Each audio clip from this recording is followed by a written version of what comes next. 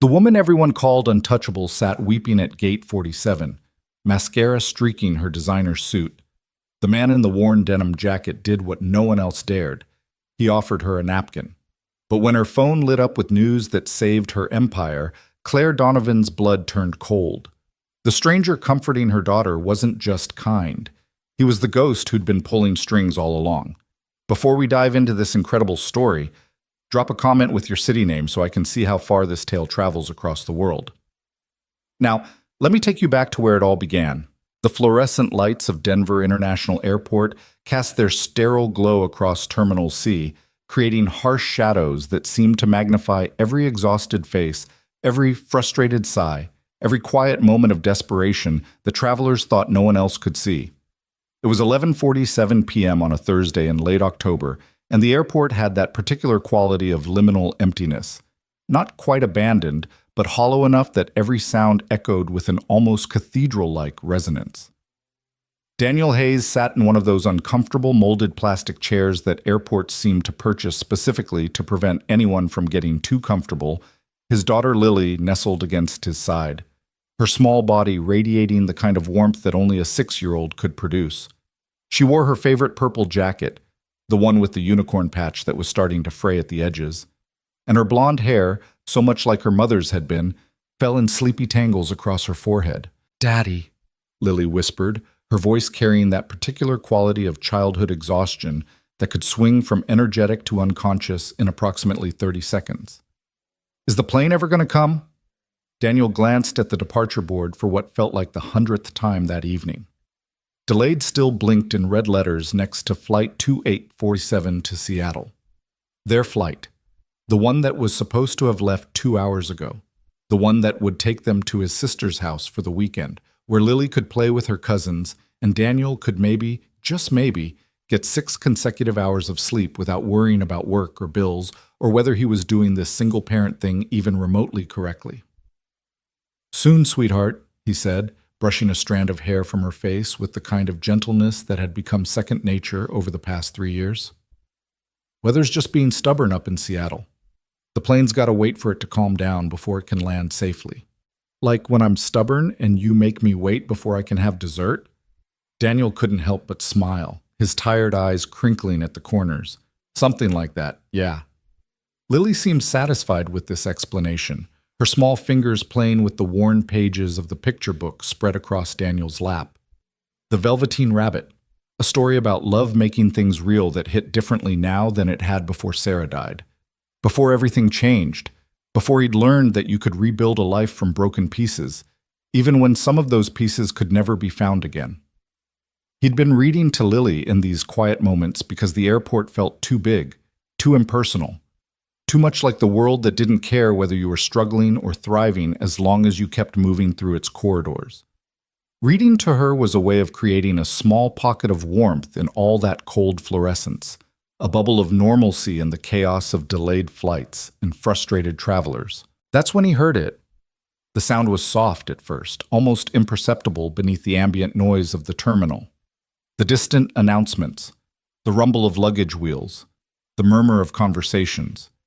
But Daniel had developed a particular sensitivity to suffering over the years. The way people who've walked through their own valleys learn to recognize others who are lost in the dark. Someone was crying. Not the loud, attention-seeking kind of crying, but the quiet, desperate kind. The kind that came from someone trying very hard not to be seen, not to be heard, not to exist in their moment of complete breakdown.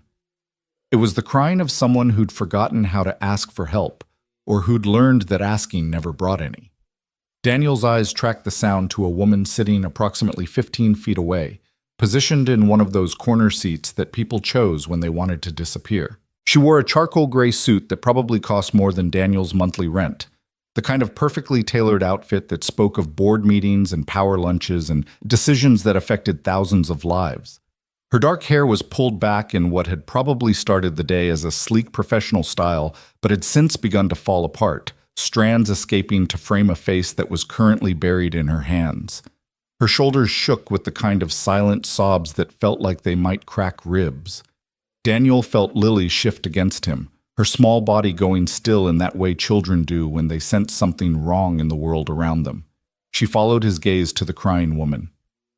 "Daddy," Lily whispered, her voice taking on that serious quality she got when she was trying to understand grown-up problems. "Why is that lady sad?" "I don't know, sweetheart. Should we help her?" Daniel hesitated. He'd been raised in the kind of working-class neighborhood where you looked out for your neighbors, where community meant something real and tangible, not just a word people threw around. But he'd also learned that the world had sharp edges, that not everyone wanted help, that sometimes the kindest thing you could do was give someone space to fall apart in private. But then the woman's phone rang, the sharp electronic trill cutting through the quiet of the terminal, and when she pulled it from her designer handbag with shaking hands, Daniel could see the screen light up her tear-stained face. She looked at the caller ID, and something in her expression shifted from despair to something worse, a kind of hollow dread that made Daniel's chest tighten with recognition. She rejected the call. Then another call came. Rejected. Then another. Each time her hands shook a little more, her breathing became a little more ragged, until finally she just turned the phone face down on the seat beside her and pressed her palms against her eyes as if she could physically push the tears back inside. Daniel looked down at Lily, who was watching the woman with the kind of unfiltered empathy that children possess before the world taught them to look away from other people's pain. "You're right," Daniel said softly. "We should check if she's okay." He stood slowly, careful not to disturb the book that slid from his lap, and approached the woman with the kind of cautious gentleness one might use approaching a wounded animal. Not because she was dangerous, but because pain made people unpredictable, made them defensive, made them lash out at the very hands that tried to help. "Excuse me," Daniel said quietly when he was close enough that he wouldn't have to raise his voice. "I don't mean to intrude, but are you all right?" The woman's hands dropped from her face, and for a brief moment Daniel got a full view of her features. She was probably in her mid-30s, with the kind of sharp, intelligent beauty that came from confidence rather than conventional prettiness. Or at least, she probably radiated confidence on a normal day. Right now, she looked shattered. Her eyes, red-rimmed and slightly wild, fixed on him with an expression that cycled through surprise, embarrassment, and finally a kind of weary resignation. "I'm fine," she said automatically, her voice rough from crying. Then, perhaps recognizing how utterly unconvincing that sounded, she added, "Thank you for asking, but I'm fine." Daniel nodded slowly, understanding the lie for what it was, not deception, but self-preservation. "Okay," he said simply. I couldn't help but notice you seemed upset, and I know we're strangers, but if there's anything I can do—" He trailed off, feeling suddenly foolish. What could he possibly do? He was a single father in a worn denim jacket who'd scraped together enough for discount airline tickets to visit family. This woman, with her expensive suit and designer handbag, existed in an entirely different stratosphere. What help could he possibly offer? But then Lily appeared at his side, having apparently decided that her father was taking too long with the helping part. She clutched her worn stuffed rabbit, Mr. Hops, who'd been with her since she was 2 and showed every year of love in his threadbare fur and missing button eye. "Hi," Lily said with the fearless directness of childhood. "You look really sad. Do you want to hold Mr. Hops? He makes me feel better when I'm sad." The woman blinked, looking down at this small child offering her most precious possession to a complete stranger. Something in her expression cracked, and fresh tears spilled down her cheeks, but these seemed different somehow. Less like despair, and more like the kind of crying that came from unexpected kindness. The woman's voice broke. She cleared her throat, tried again. "That's very sweet of you, honey. What's your name?" "Lily. I'm 6 3/4. That's my daddy. His name is Daniel, and he fixes things when they're broken." Daniel felt his cheeks warm slightly. "I'm a mechanic," he explained. "Lily's got an interesting interpretation of what I do." "But you do fix things," Lily insisted with the unshakable logic of 6-year-olds. "You fixed my bike, and the toaster, and that lady Mrs. Henderson's car, even though she couldn't pay you right away, and you said that was okay, because everyone needs help sometimes."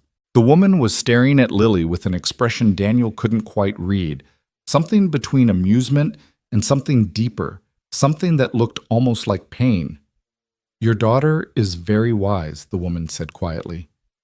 "She has her moments." Daniel smiled, then gestured to the empty seats nearby. "Look, I don't know what you're going through, and you absolutely don't have to talk about it. But our flight's delayed for at least another hour, and sitting alone when you're upset is—" He paused, remembering the months after Sarah died when isolation felt like both a refuge and a prison. "It's not great. So if you want some company, no questions, no judgment, we're right over there." The woman looked at him for a long moment, her dark eyes searching his face, as if trying to determine whether this was some kind of elaborate con, or if there really were still people in the world who offered kindness without expecting anything in return. "I'm Claire," she said finally, her voice barely above a whisper. "Daniel. And you've already met Lily and the famous Mr. Hops." For the first time since he'd approached her, Claire's mouth quirked in something that might have been trying to become a smile. "It's nice to meet you all." "Do you want to sit with us?" Lily asked, still holding out the stuffed rabbit. "We're reading The Velveteen Rabbit. It's about how love makes things real. Daddy says that's important." She sounded out the syllables carefully, proud of using such a big word. Claire's hand went to her throat, and Daniel saw her swallow hard. "I'd like that," she said, and this time her voice was steady. "Thank you." They relocated to Daniel's corner of the terminal, Claire settling into one of the uncomfortable plastic chairs with the careful movements of someone whose body was exhausted, even if their mind was still racing. Lily immediately climbed into the seat beside her, Mr. Hops now positioned on Claire's lap, as if the stuffed rabbit could provide some kind of protective barrier against whatever demons were chasing her. Daniel sat across from them, giving Claire space while still being present. He'd learned this dance in the support groups he'd attended after Sarah died. How to be available without being intrusive, how to offer presence without demanding engagement. For several minutes, they sat in companionable silence.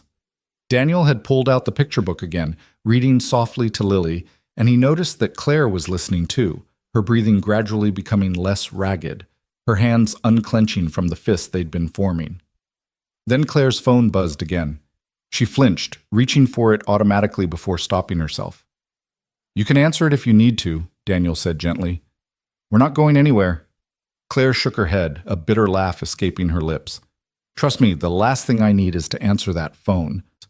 She paused, seeming to wage some internal battle with herself, then added, "It's work, or what used to be work. I'm the CEO of a company. Or I was. I don't even know anymore." Daniel set the book down, giving her his full attention. "Want to talk about it?" "I shouldn't. I barely know you." Sometimes that makes it easier. No history, no judgment, no expectations. Claire looked at him, really looked at him. And Daniel had the strange sensation of being assessed by someone who'd built a career on reading people, on calculating risks and outcomes, on determining who could be trusted and who would disappoint. Whatever she saw in his face must have passed some internal test, because she spoke. "Have you ever built something from nothing?" Claire asked. "Taken an idea, a dream, something that only existed in your head and turned it into something real?" "Sure," Daniel said, thinking of the life he'd constructed for Lily after Sarah's death, the way he'd learned to be both mother and father, the small moments of grace he'd managed to create in the wreckage. "Not anything as impressive as running a company, I'm sure, but yeah, I know what it's like to build something that matters." Claire nodded slowly. "I started my company 7 years ago, Donovan Global. We did high-level consulting for corporations trying to integrate sustainable practices into their operations. It was everything I'd worked for.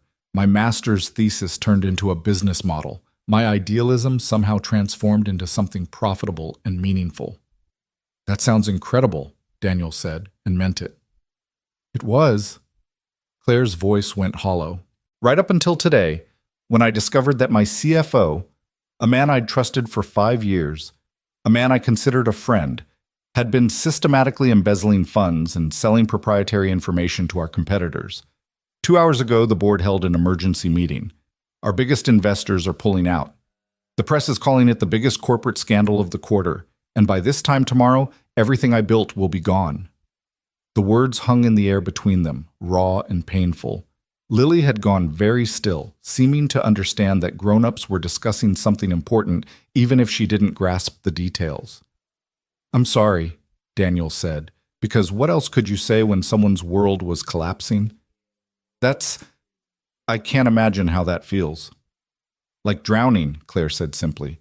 "Like I've been treading water for so long, working so hard, believing that if I just worked harder, cared more, did better, then I could make a difference.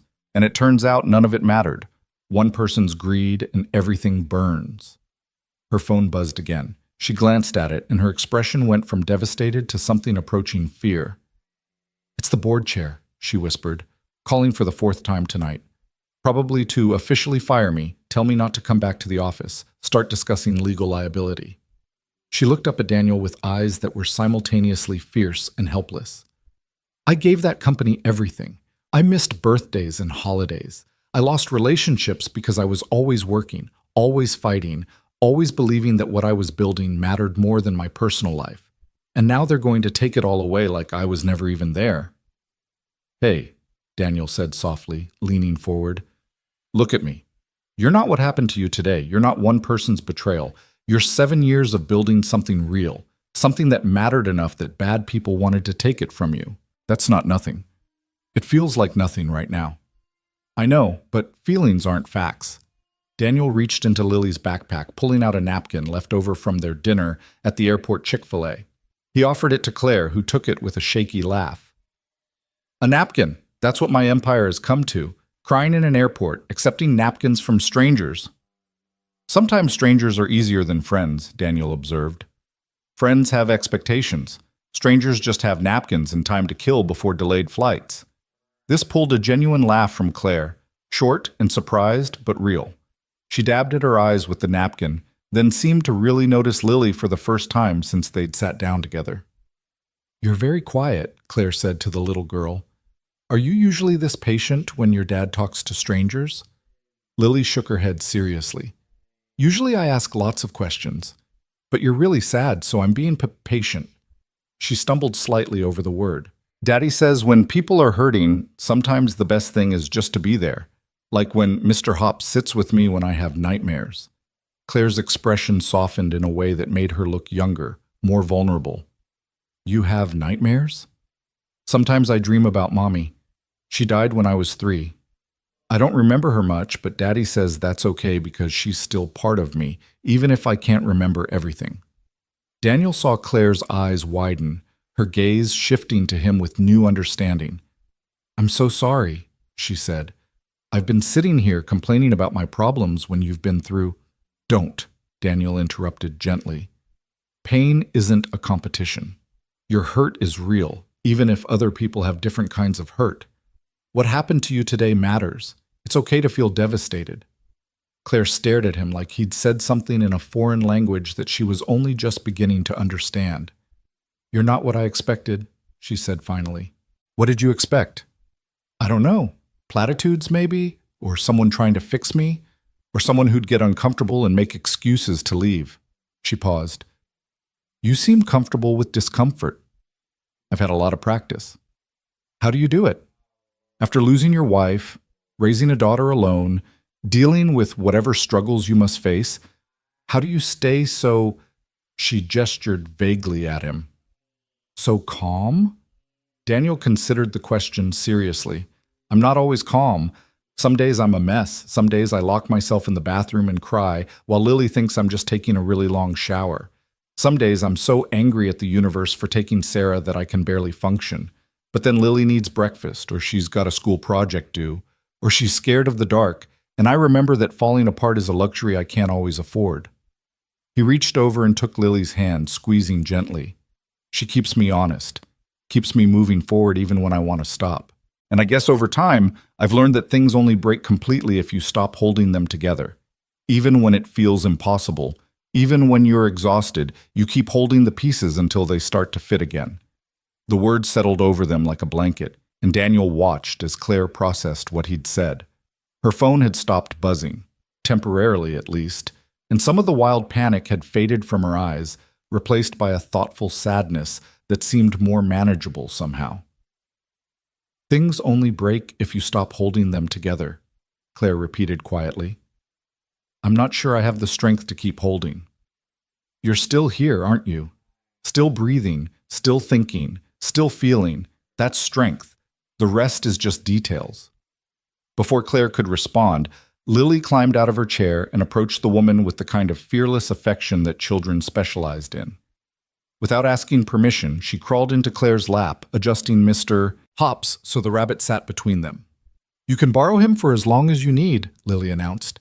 "He's very good at making people feel better. And Daddy's right. You just gotta keep going even when it's hard. Like when I fell off my bike and scraped my knee really bad and I didn't want to try again, but Daddy said that's exactly when you have to try again, because if you stop when it's scary, you never learn that you're braver than you think you are."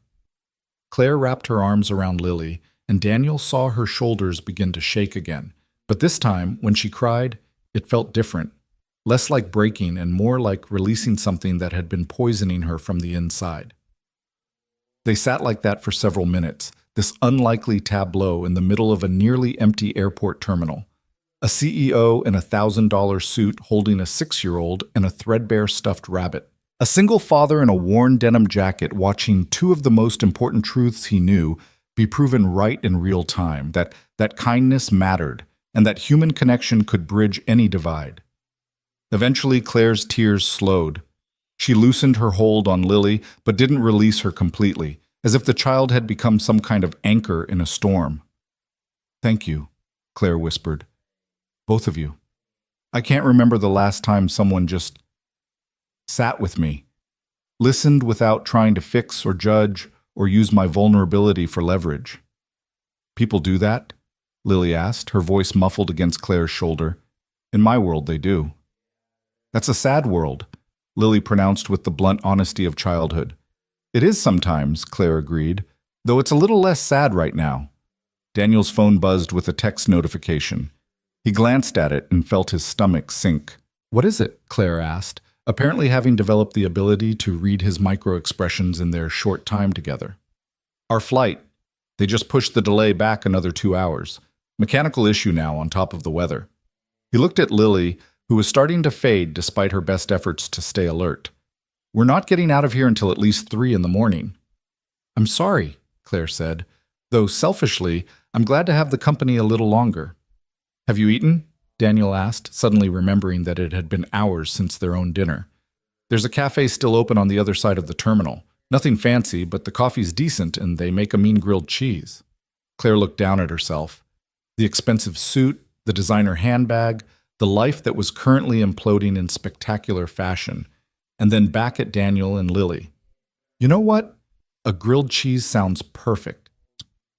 They gathered their belongings and made their way through the quiet terminal, Lily holding Daniel's hand while carrying Mr. Hops in her other arm. Claire walking beside them with her phone deliberately silenced and tucked away in her bag. The cafe was one of those generic airport establishments that existed in every terminal in every city, serving overpriced mediocre food to captive audiences who had no other options. But somehow, in that moment, it felt almost cozy. They found a booth in the corner, and Daniel ordered for all of them.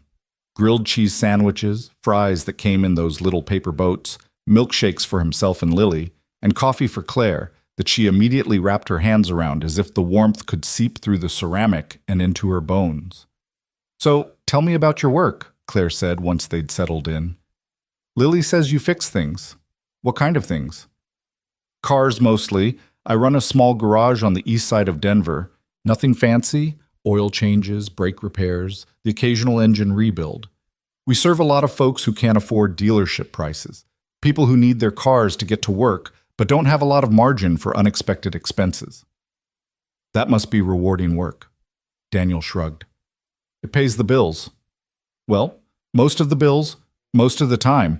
And yeah, it's nice to help people keep moving, keep working, keep their lives running. A car breaking down can be catastrophic for someone who's already living paycheck to paycheck. You must see a lot of people at their worst, stressed, scared, desperate." "I see people who are struggling," Daniel corrected gently.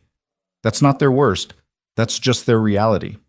And sometimes the most important thing I can do isn't even about the car. It's about listening, about not making them feel judged for being in a tight spot, about working out a payment plan or doing the repair at cost if I can manage it. Claire was watching him with an intensity that made Daniel slightly self-conscious. "You're remarkable," she said finally. "I'm really not. I'm just trying to get through each day without screwing up too badly." "No, you are.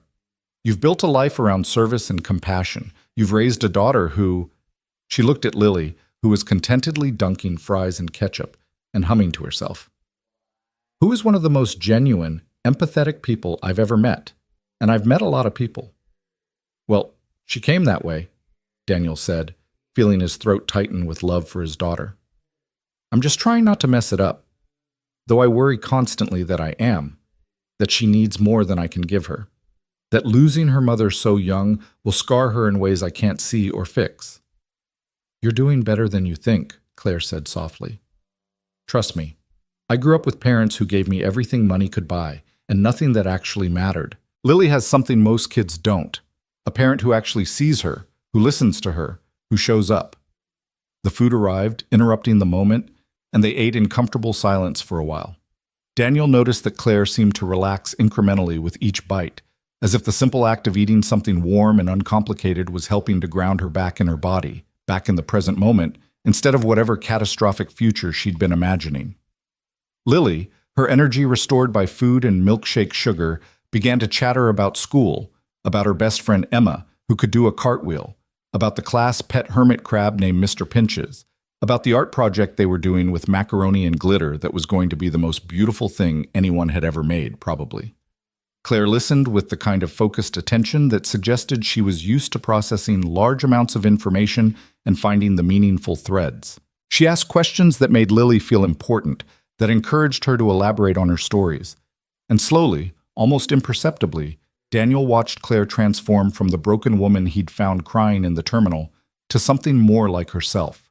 Still wounded, still uncertain, but more present, more engaged with the world around her. "Can I ask you something?" Claire said during a lull in Lily's monologue. She directed the question at Daniel, her expression thoughtful. "Earlier, you said things only break if you stop holding them together. Do you really believe that? That even when something seems completely destroyed, it can be put back together?" Daniel thought about the 3 years since Sarah's death. The dark months when getting out of bed felt impossible. The slow, painful process of learning to be a single parent. The moments when he'd been sure he was failing, that Lily deserved better, that he should just give up. And then the other moments. Lily's first day of kindergarten, her learning to ride a bike. Her face when she told him she loved him and that he was the best daddy in the world, even though he'd burned dinner and forgotten to sign her permission slip. "I believe things can be rebuilt," he said carefully. "Not always the same way they were before. Not without scars or changes or adaptations. But yeah, I believe that broken things can become whole again, even if the shape of that wholeness is different than what you originally imagined. What if the break is so fundamental that there's no way forward? What if everything you've built is predicated on a foundation that turned out to be rotten? Then you salvage what you can and build on a different foundation. You take the lessons, the skills, the knowledge you gained, and you apply them somewhere new. The work you did wasn't wasted just because the structure collapsed. The experience, the growth, the person you became in the process, that's yours, and nobody can take it from you." Claire set down her coffee cup, her hands finally steady. "How did you get so wise?" "I'm not wise, I'm just stubborn. There's a difference." "I think you're both."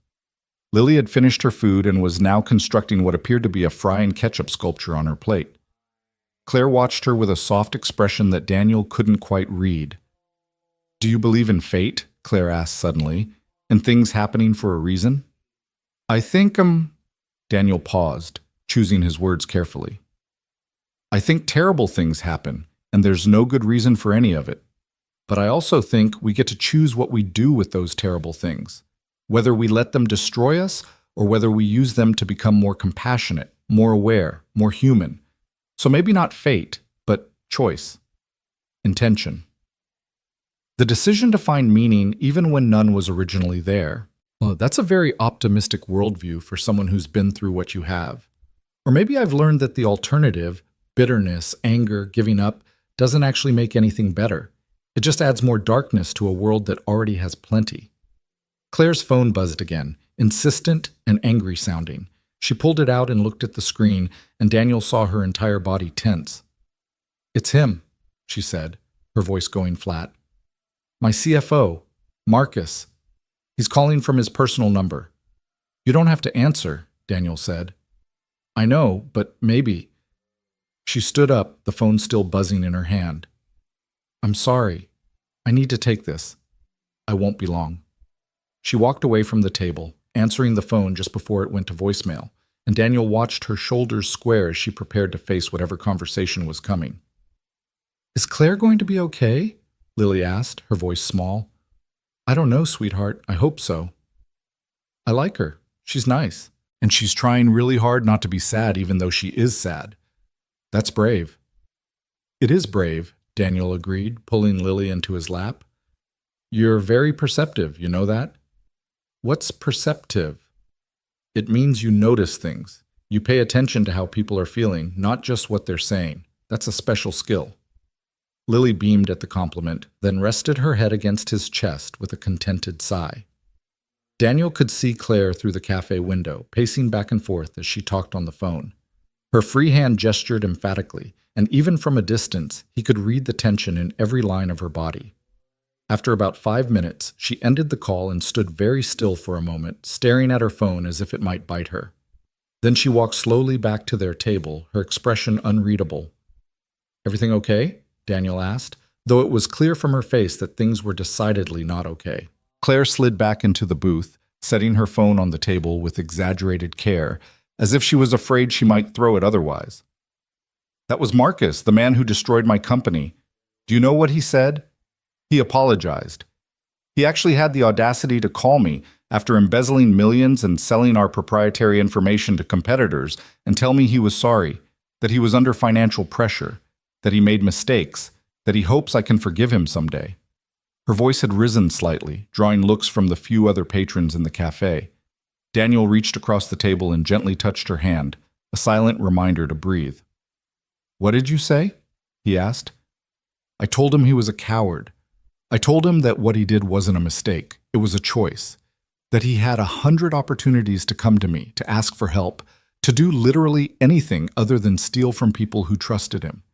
And you know what he did? He started crying. Told me I didn't understand the pressure he was under, that I didn't know what it was like to be in his position." Claire's laugh was bitter and sharp. "As if I don't understand pressure. As if I haven't spent the last 7 years working 90-hour weeks, sacrificing everything, holding that company together with my bare hands while people like him were actively working to tear it apart. And now he wants me to understand. To sympathize. To absolve him." "You don't owe him that," Daniel said quietly. "Forgiveness isn't something you give to make other people comfortable. It's something you do for yourself, when you're ready, if you're ever ready." "I don't think I'll ever be ready. Is that terrible? Does that make me a bad person?" "It makes you human. Someone betrayed you in the worst possible way. You're allowed to be angry. You're allowed to hurt. You don't have to pretend you're over it just because he wants to feel better about himself." Claire closed her eyes, and when she opened them again, they were shining with unshed tears. "Thank you," she whispered, "for not telling me I should take the high road, or be the bigger person, or any of that garbage people say when they want you to swallow your pain for their convenience." "The high road is overrated," Daniel said. "Sometimes the only road available is the one that gets you through the next 5 minutes, and then the 5 minutes after that. You can worry about being magnanimous later, when your world isn't actively on fire." This pulled a surprised laugh from Claire, watery but genuine. "You have a way with words, Daniel Hayes." "I have a lot of practice with crisis management, just usually on a smaller scale."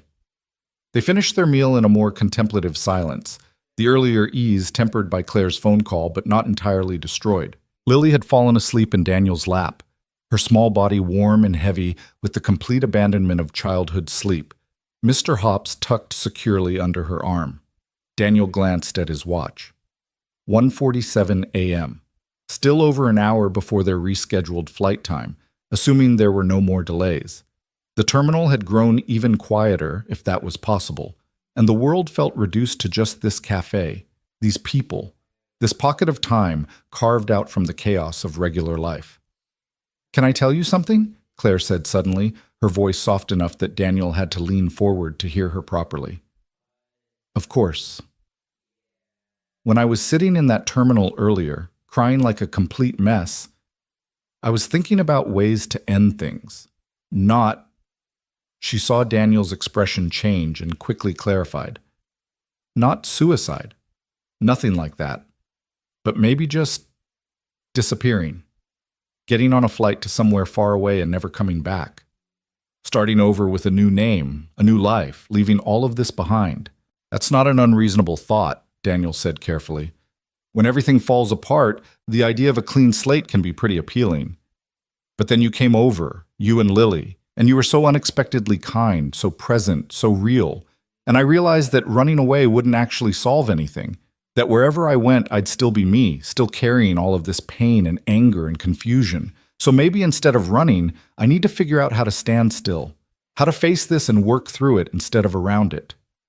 She looked at him directly, and Daniel felt the full weight of her intelligence, her strength, her fierce determination to not be destroyed by circumstances. "You did that for me. A stranger in an airport, you showed me that there's still kindness in the world, still people who help without expecting anything in return.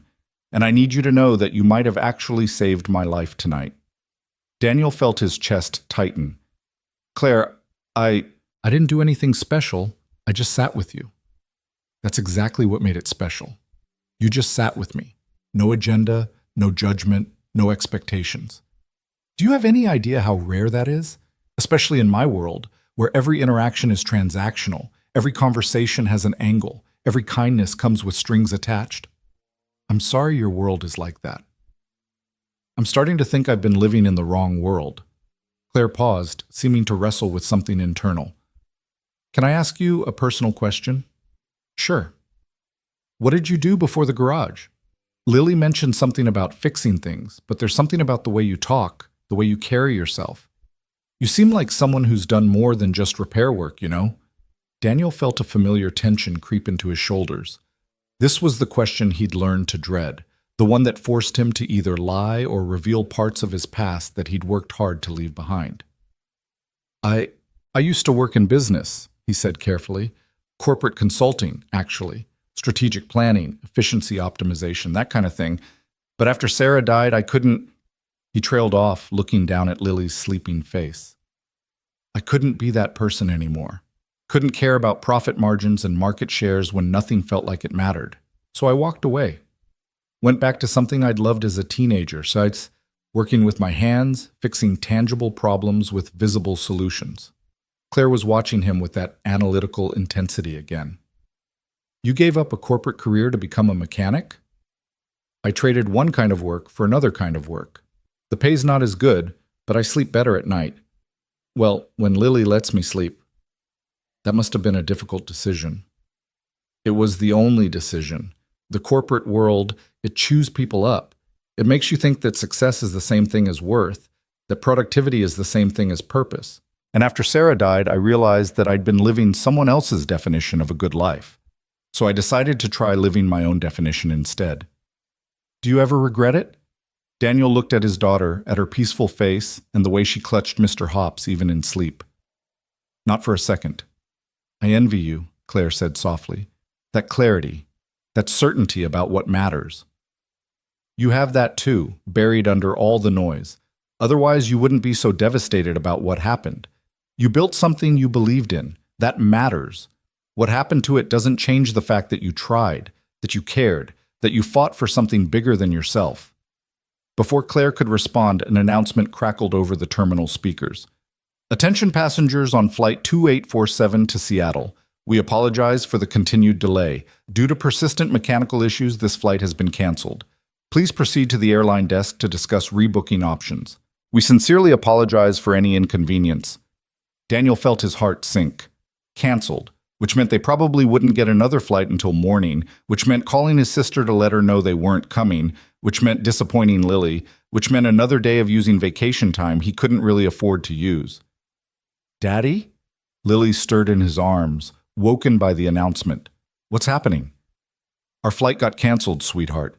We're going to have to figure out a new plan. Lily's face crumpled with disappointment, but she fought against crying. Does that mean we can't see Aunt Jennifer and the cousins? Not this weekend, baby. I'm sorry. To his surprise, Claire stood up decisively. Don't apologize. Let me make a call. She pulled out her phone and stepped away from the table again, this time with a purpose in her stride that hadn't been there before. Daniel watched her through the window, confused. Who was she calling at almost 2 a.m? What could she possibly do about a canceled flight? 5 minutes later, she returned with an expression that was almost triumphant. Okay, she said. Here's what's going to happen. I've arranged for a car service to take you and Lily to your sister's house. It's about a 13-hour drive to Seattle, which is not ideal, but the driver is experienced with long hauls and the vehicle is comfortable. You'll get there by this afternoon. Daniel stared at her. Claire, I can't accept that. Do you have any idea what that would cost?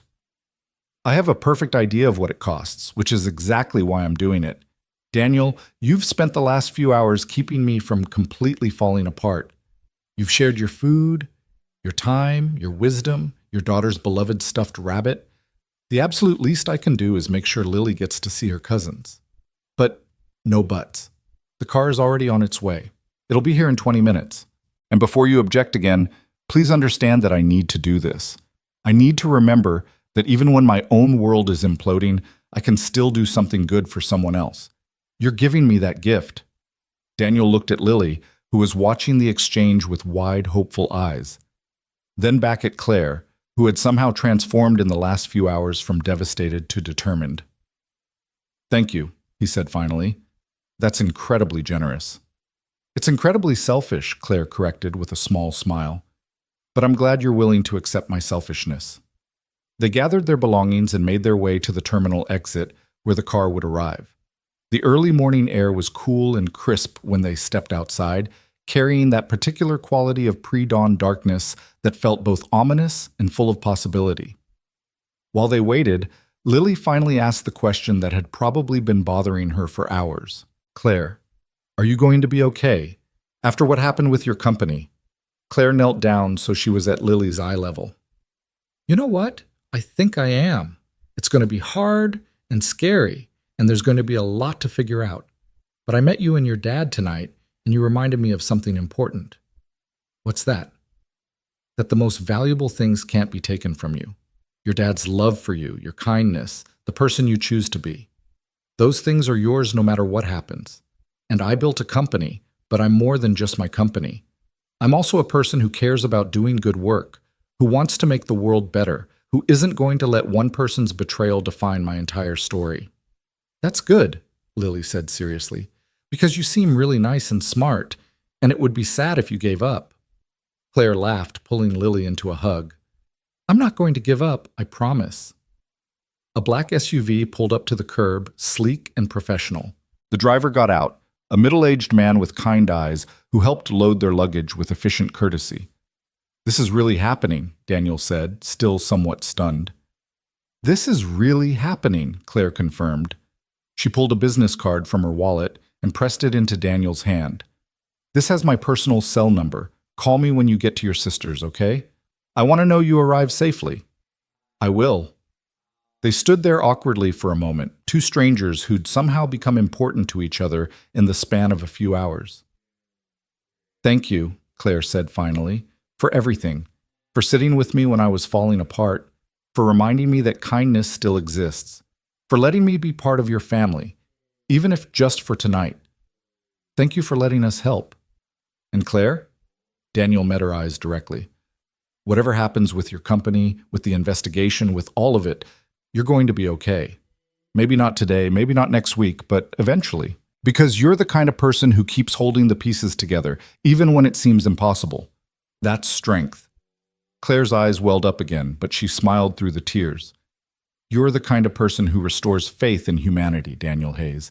Never forget that. She hugged him quickly, then gave Lily one more squeeze before stepping back. Daniel and Lily climbed into the SUV, and as it pulled away from the curb, Daniel looked back to see Claire standing there, silhouetted by the airport lights, waving goodbye. I like her, Lily said drowsily, already beginning to nod off again. I hope she's not sad anymore. I think she's going to be okay, Daniel said, though he wasn't entirely sure. I think we all are. As they drove through the dark streets of Denver, heading toward the highway that would take them north to Seattle, Daniel pulled out the business card Claire had given him. In the dim light of passing street lamps, he could just make out the elegant printing. Claire Donovan. Chief Executive Officer, Donovan Global Consulting. And beneath that, in smaller print, an address and phone number that suggested an office in one of Denver's most prestigious business districts. Daniel had thought she seemed familiar, but he'd assumed it was just the kind of false recognition that sometimes happened with faces. Now, looking at the card, something nagged at the back of his mind. Donovan Global. He'd heard that name before. Recently. And then it clicked. He pulled out his phone and did a quick search, keeping the screen angled away from Lily so the light wouldn't disturb her. The search results loaded, and Daniel felt his breath catch. Donovan Global Consulting wasn't just any company. It was one of the most respected sustainability consulting firms in the country, known for working with Fortune 500 companies to implement environmental and social governance practices. And Claire wasn't just the CEO. She'd founded it, built it from the ground up, turned it into an industry leader. The most recent articles were all about the scandal, about the CFO's arrest, about the emergency board meeting, about investors pulling funding, about the very real possibility that the company wouldn't survive. But buried in those articles were others, older pieces about Claire's work, about the companies she'd helped transform, about the millions of tons of carbon emissions reduced through her consulting. There were profile pieces that painted her as brilliant, demanding, visionary, someone who'd sacrificed personal relationships for professional success, someone who was respected but maybe not well liked, someone who wielded power with precision and rarely showed vulnerability. That woman seemed very different from the one who'd sat in an airport cafe eating grilled cheese and listening to a 6-year-old talk about hermit crabs. Daniel set his phone aside, looking out at the dark landscape streaming past the window. Who was the real Claire Donovan? The powerful CEO or the devastated woman crying in an airport? And did it matter? Maybe people were always both things. The face they showed the world and the person they were when that face cracked open. He thought about what he'd told her, about things only breaking if you stopped holding them together, about rebuilding on a different foundation, about salvaging what could be saved and letting go of what couldn't. He hoped she'd remember those words when morning came and the reality of her situation crashed back down on her. He hoped she'd find her way through whatever came next, because despite only knowing her for a few hours, he found himself genuinely caring about what happened to Claire Donovan. The SUV hummed smoothly along the highway, eating up miles of darkness. Lily slept soundly, her small body tucked against his side, Mr. Hops forgotten on the seat beside her. And Daniel sat awake, thinking about broken things and how they healed, about strangers who became important in unexpected ways, about the peculiar grace of human connection in the midst of catastrophe. He didn't know what tomorrow would bring for Claire. He didn't know if her company would survive, if the board would rally behind her or abandon her, if the scandal would define her, or if she'd find a way to write a different ending. But he knew that tonight, in an airport terminal at 2 a.m, they'd given each other something valuable. He'd given her presence, compassion, a reminder that kindness existed. And she'd given him a reminder that the simple things he did, the way he showed up for people, the way he raised his daughter, the way he chose empathy over judgment, mattered more than he usually allowed himself to believe. Sometimes healing happened in the quiet moments. Sometimes salvation came from unexpected sources. Sometimes the most important thing you could do was just sit with someone and remind them they weren't alone. And sometimes, in the darkest hours of the night, strangers could become exactly the angels each other needed. The highway stretched ahead, leading them toward Seattle and family and whatever tomorrow would bring. Behind them, Denver receded into the distance, and somewhere in that sprawling city, Claire Donovan was facing her own uncertain future. Daniel pulled out his phone one more time and sent a text to the number on the business card. "We're on our way. Thank you again for everything. You're stronger than you know. Daniel." He didn't expect a response. It was late, and she was probably already on her way home, or maybe still at the airport figuring out her own travel arrangements. But his phone buzzed almost immediately. "Thank you for tonight. You reminded me who I want to be. Safe travels." "See." Daniel smiled, tucking his phone away. Lily stirred slightly, mumbling something about unicorns in her sleep, and he adjusted her so she was more comfortable against his shoulder. Outside, the first hints of dawn were beginning to lighten the eastern sky, painting the darkness with subtle shades of gray and purple. A new day was coming, with all its challenges and possibilities.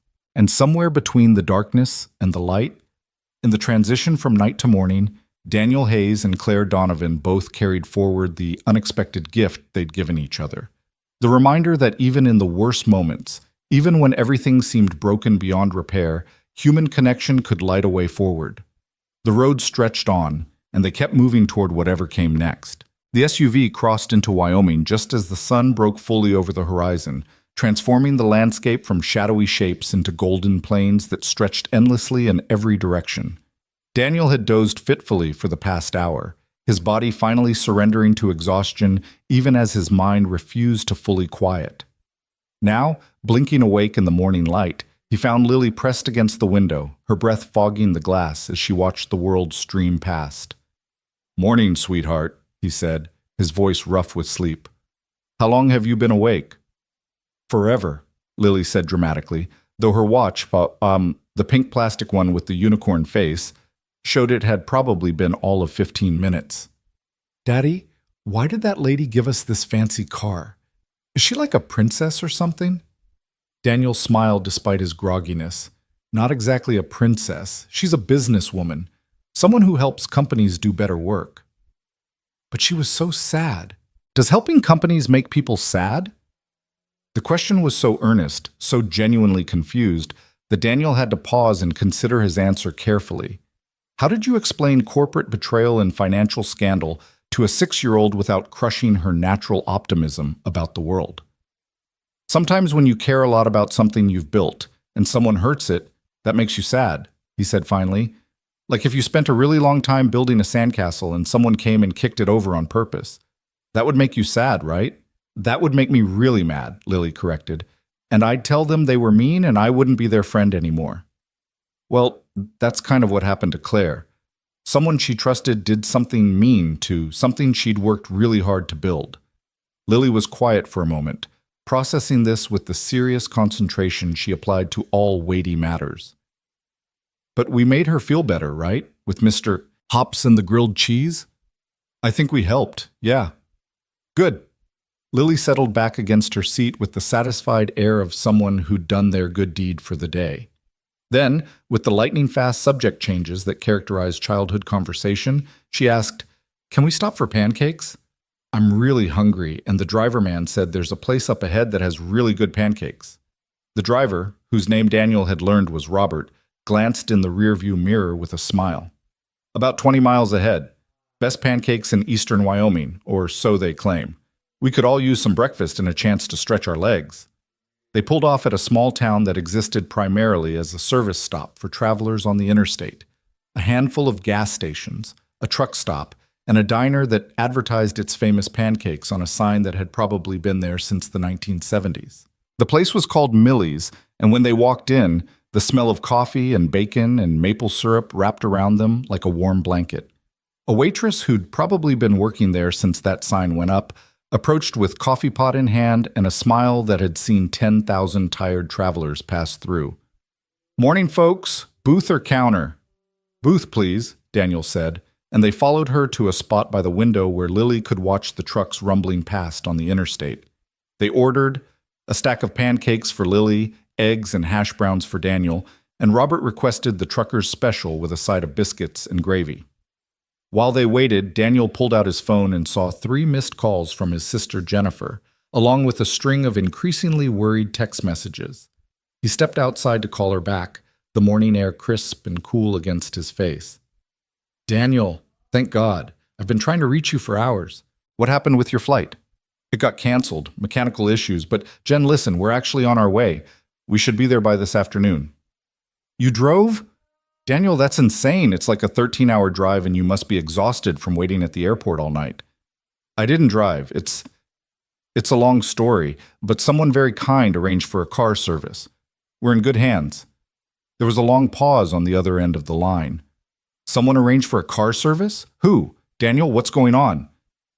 I told you it's a long story. I'll explain when we get there. But Jen, I need you to do me a favor. Can you look up Donovan Global Consulting? See what you can find about recent news. Why? What does that have to do with anything? Just humor me, please. He heard the sound of typing, Jennifer's fingers flying across her keyboard with the efficiency of someone who spent their days managing a busy pediatric office. Then a low whistle. Okay, this is wild. The CEO of this company, Claire Donovan, her CFO just got arrested for embezzlement and corporate espionage. It's all over the business news. They're saying the company might not survive. Why are you asking about this? Because I met her last night at the airport. She was the one who arranged the car service. You met Claire Donovan?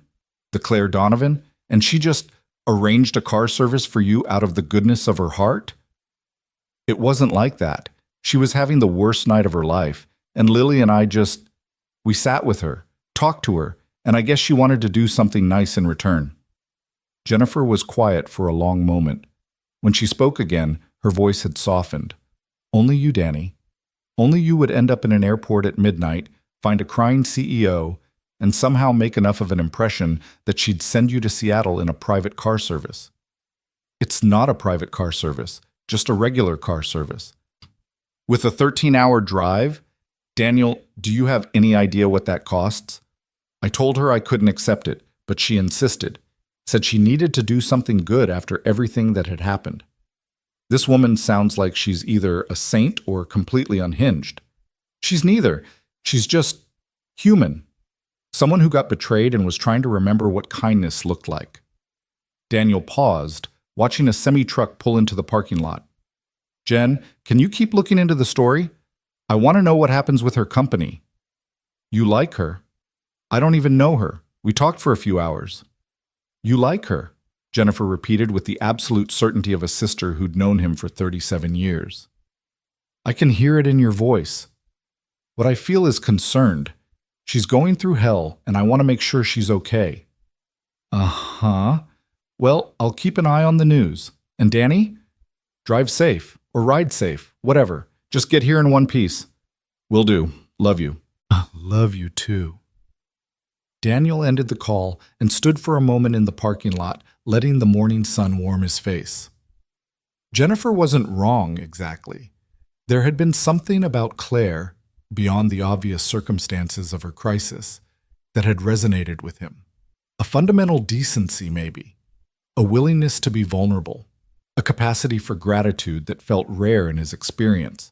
But more than that, she'd reminded him of something he'd almost forgotten. That he had value beyond just being Lily's father, beyond just being a mechanic who kept struggling families' cars running. That his ability to listen, to be present, to offer comfort without judgment, those things mattered. They had worth. When he returned to the booth, breakfast had arrived and Lily was already drowning her pancakes in enough syrup to constitute a health hazard. She looked up at him with maple sticky cheeks and a grin that made his heart squeeze. Aunt Jennifer okay? Lily asked around a mouthful of pancake. Very okay. She's excited to see you. Is she going to make her special cookies, the ones with the chocolate chips that are still kind of melty? I'm sure she will. They ate in comfortable silence for a while. The diner's ambient noise, clinking dishes, low conversations, the hiss of the griddle, creating a cocoon of normalcy. Robert ate his meal with the methodical efficiency of someone who'd spent years eating on the road, not rushed, but not lingering either. Daniel was halfway through his eggs when his phone buzzed with a text. He glanced at it and felt his pulse quicken. It was from Claire. I know you're on the road, but I wanted you to see this. Board met this morning. They're standing behind me. Investors reconsidering. It's not over. Thank you for reminding me to fight. See. Daniel felt a smile spread across his face, genuine and surprised. He quickly typed back, That's incredible news. I'm so glad. You deserved someone in your corner. D. The response came almost immediately. I had someone in my corner. You. That mattered more than you know. Daddy, why are you smiling at your phone? Lily asked, her eyes narrowing with the suspicious awareness of a child who'd learned that adults had secret lives conducted through glowing rectangles. Just hearing some good news from a friend. From Claire, is she not sad anymore? She's probably still a little sad, but I think things are getting better for her.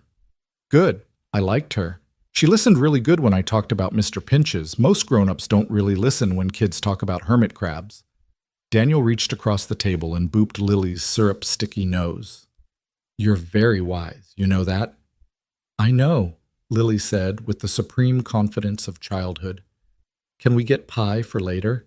That sign says they have cherry pie, and I've been very good. They left Millie's 20 minutes later with full stomachs and 2 slices of cherry pie carefully packaged in styrofoam containers.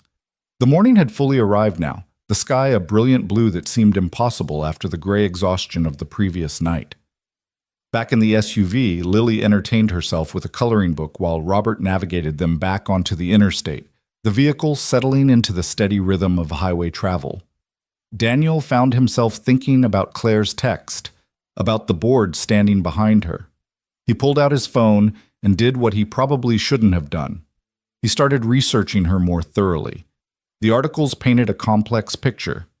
Claire Donovan had started Donovan Global 7 years ago after leaving a prestigious position at a major consulting firm. She'd built her company on the premise that profitability and sustainability weren't mutually exclusive, that corporations could do well by doing good. The companies she'd consulted for had collectively reduced their carbon footprints by millions of tons, implemented fair labor practices, invested in renewable energy. But the articles also hinted at a darker side. Claire was described as demanding, uncompromising, difficult to work with. Former employees spoke anonymously about 80-hour work weeks, about Claire's perfectionism that bordered on cruelty, about a woman so focused on her mission that she'd forgotten the people trying to help her achieve it. One profile from 2 years ago had included a particularly telling quote from Claire herself. I don't have time for a personal life. The planet is dying. Companies are destroying communities and ecosystems in pursuit of short-term profits. If my work can change even a fraction of that trajectory, then whatever I sacrifice is worth it. Daniel thought about the woman he'd met, the one who'd cried in an airport, who'd listened to a 6-year-old talk about hermit crabs, who'd arranged a car service because she wanted to do something kind. That woman didn't quite match the driven, ruthless CEO described in these articles. But maybe that was the point. Maybe people were complicated. Maybe you could be both things, fierce and vulnerable, demanding and generous, isolated and desperate for connection. His phone rang, startling him out of his thoughts. It was an unknown number with a Denver area code. He almost didn't answer, but something made him pick up.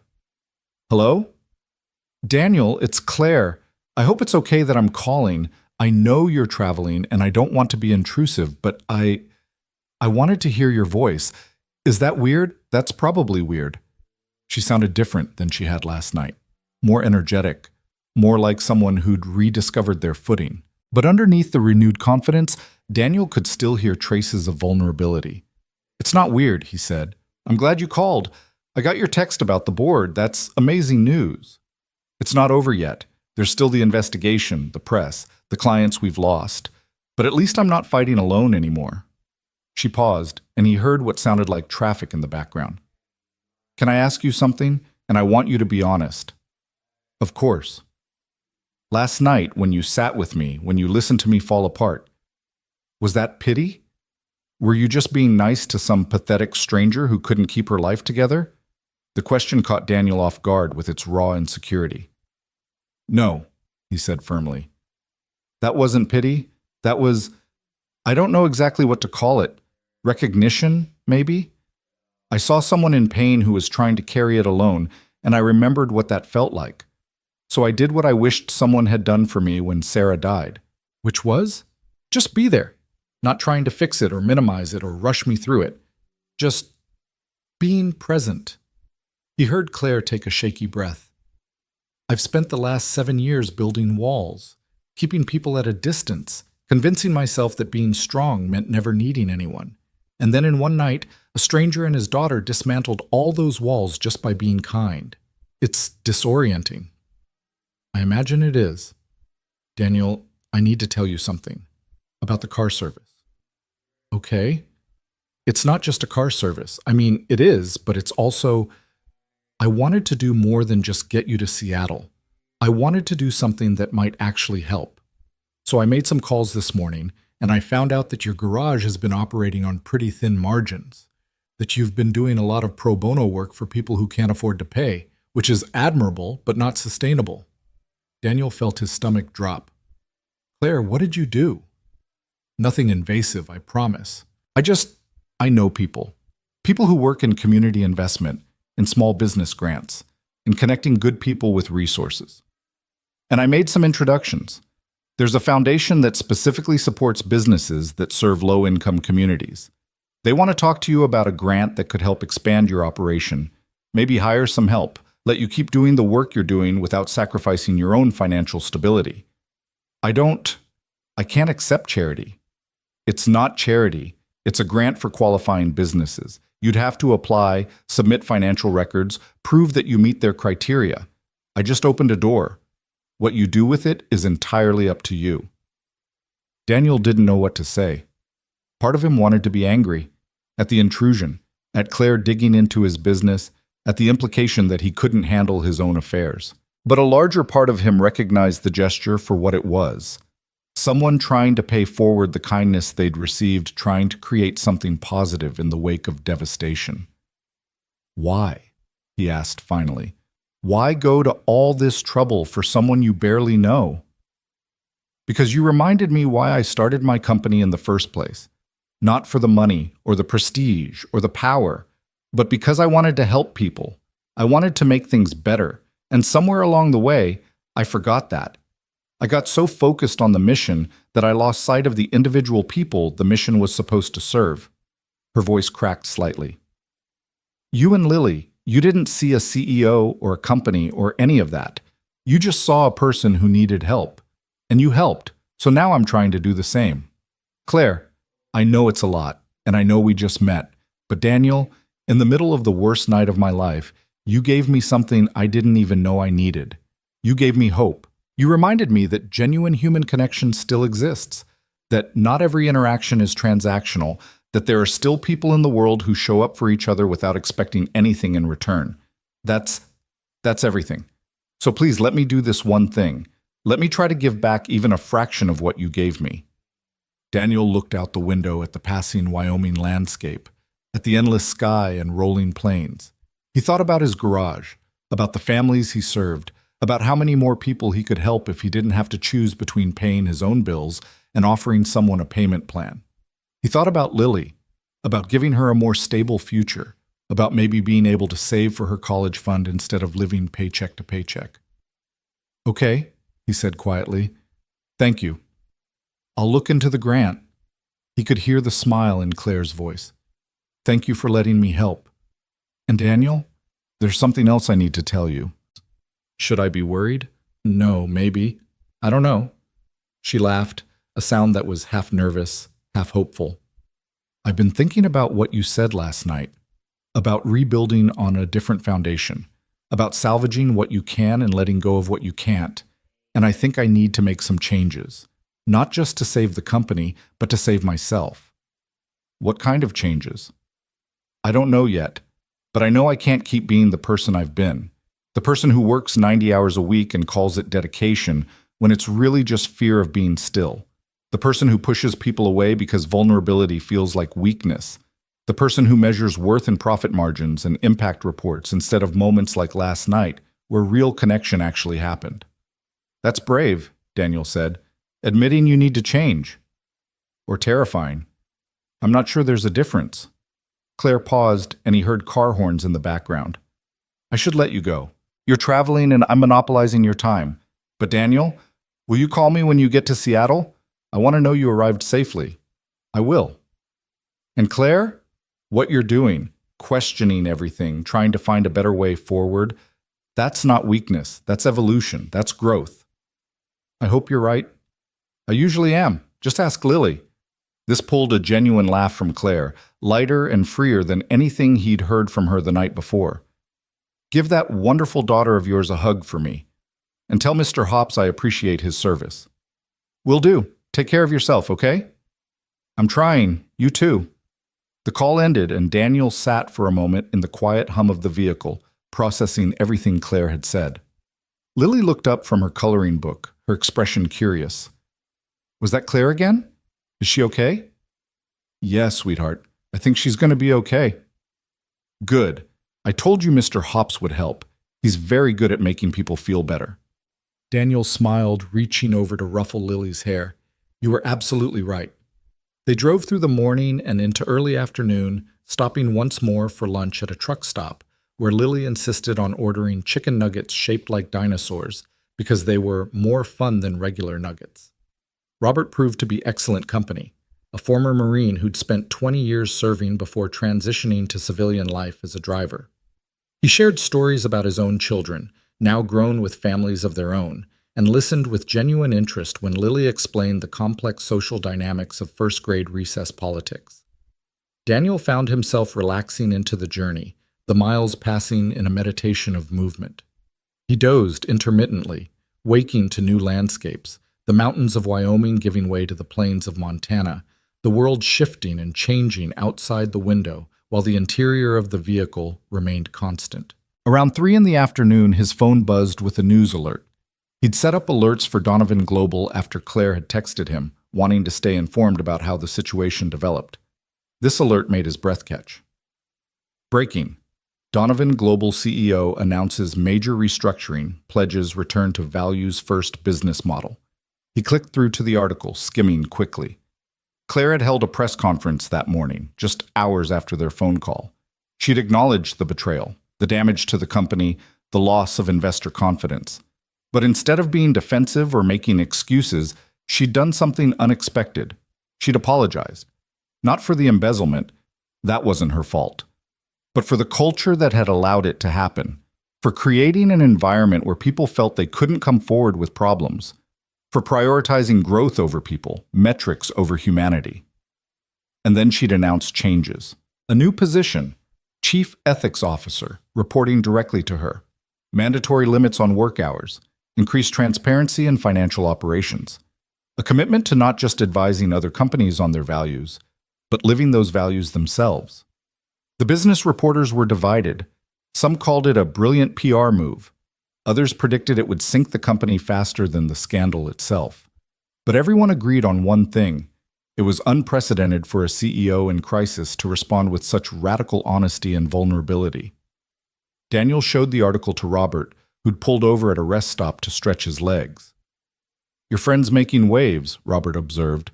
That's either very brave or very foolish. Maybe both, Daniel said, but I think it's the right call. She's building on a different foundation. You know her well? Not at all, actually. We met last night. Robert raised an eyebrow. And she arranged this whole trip for you after one meeting? It's complicated.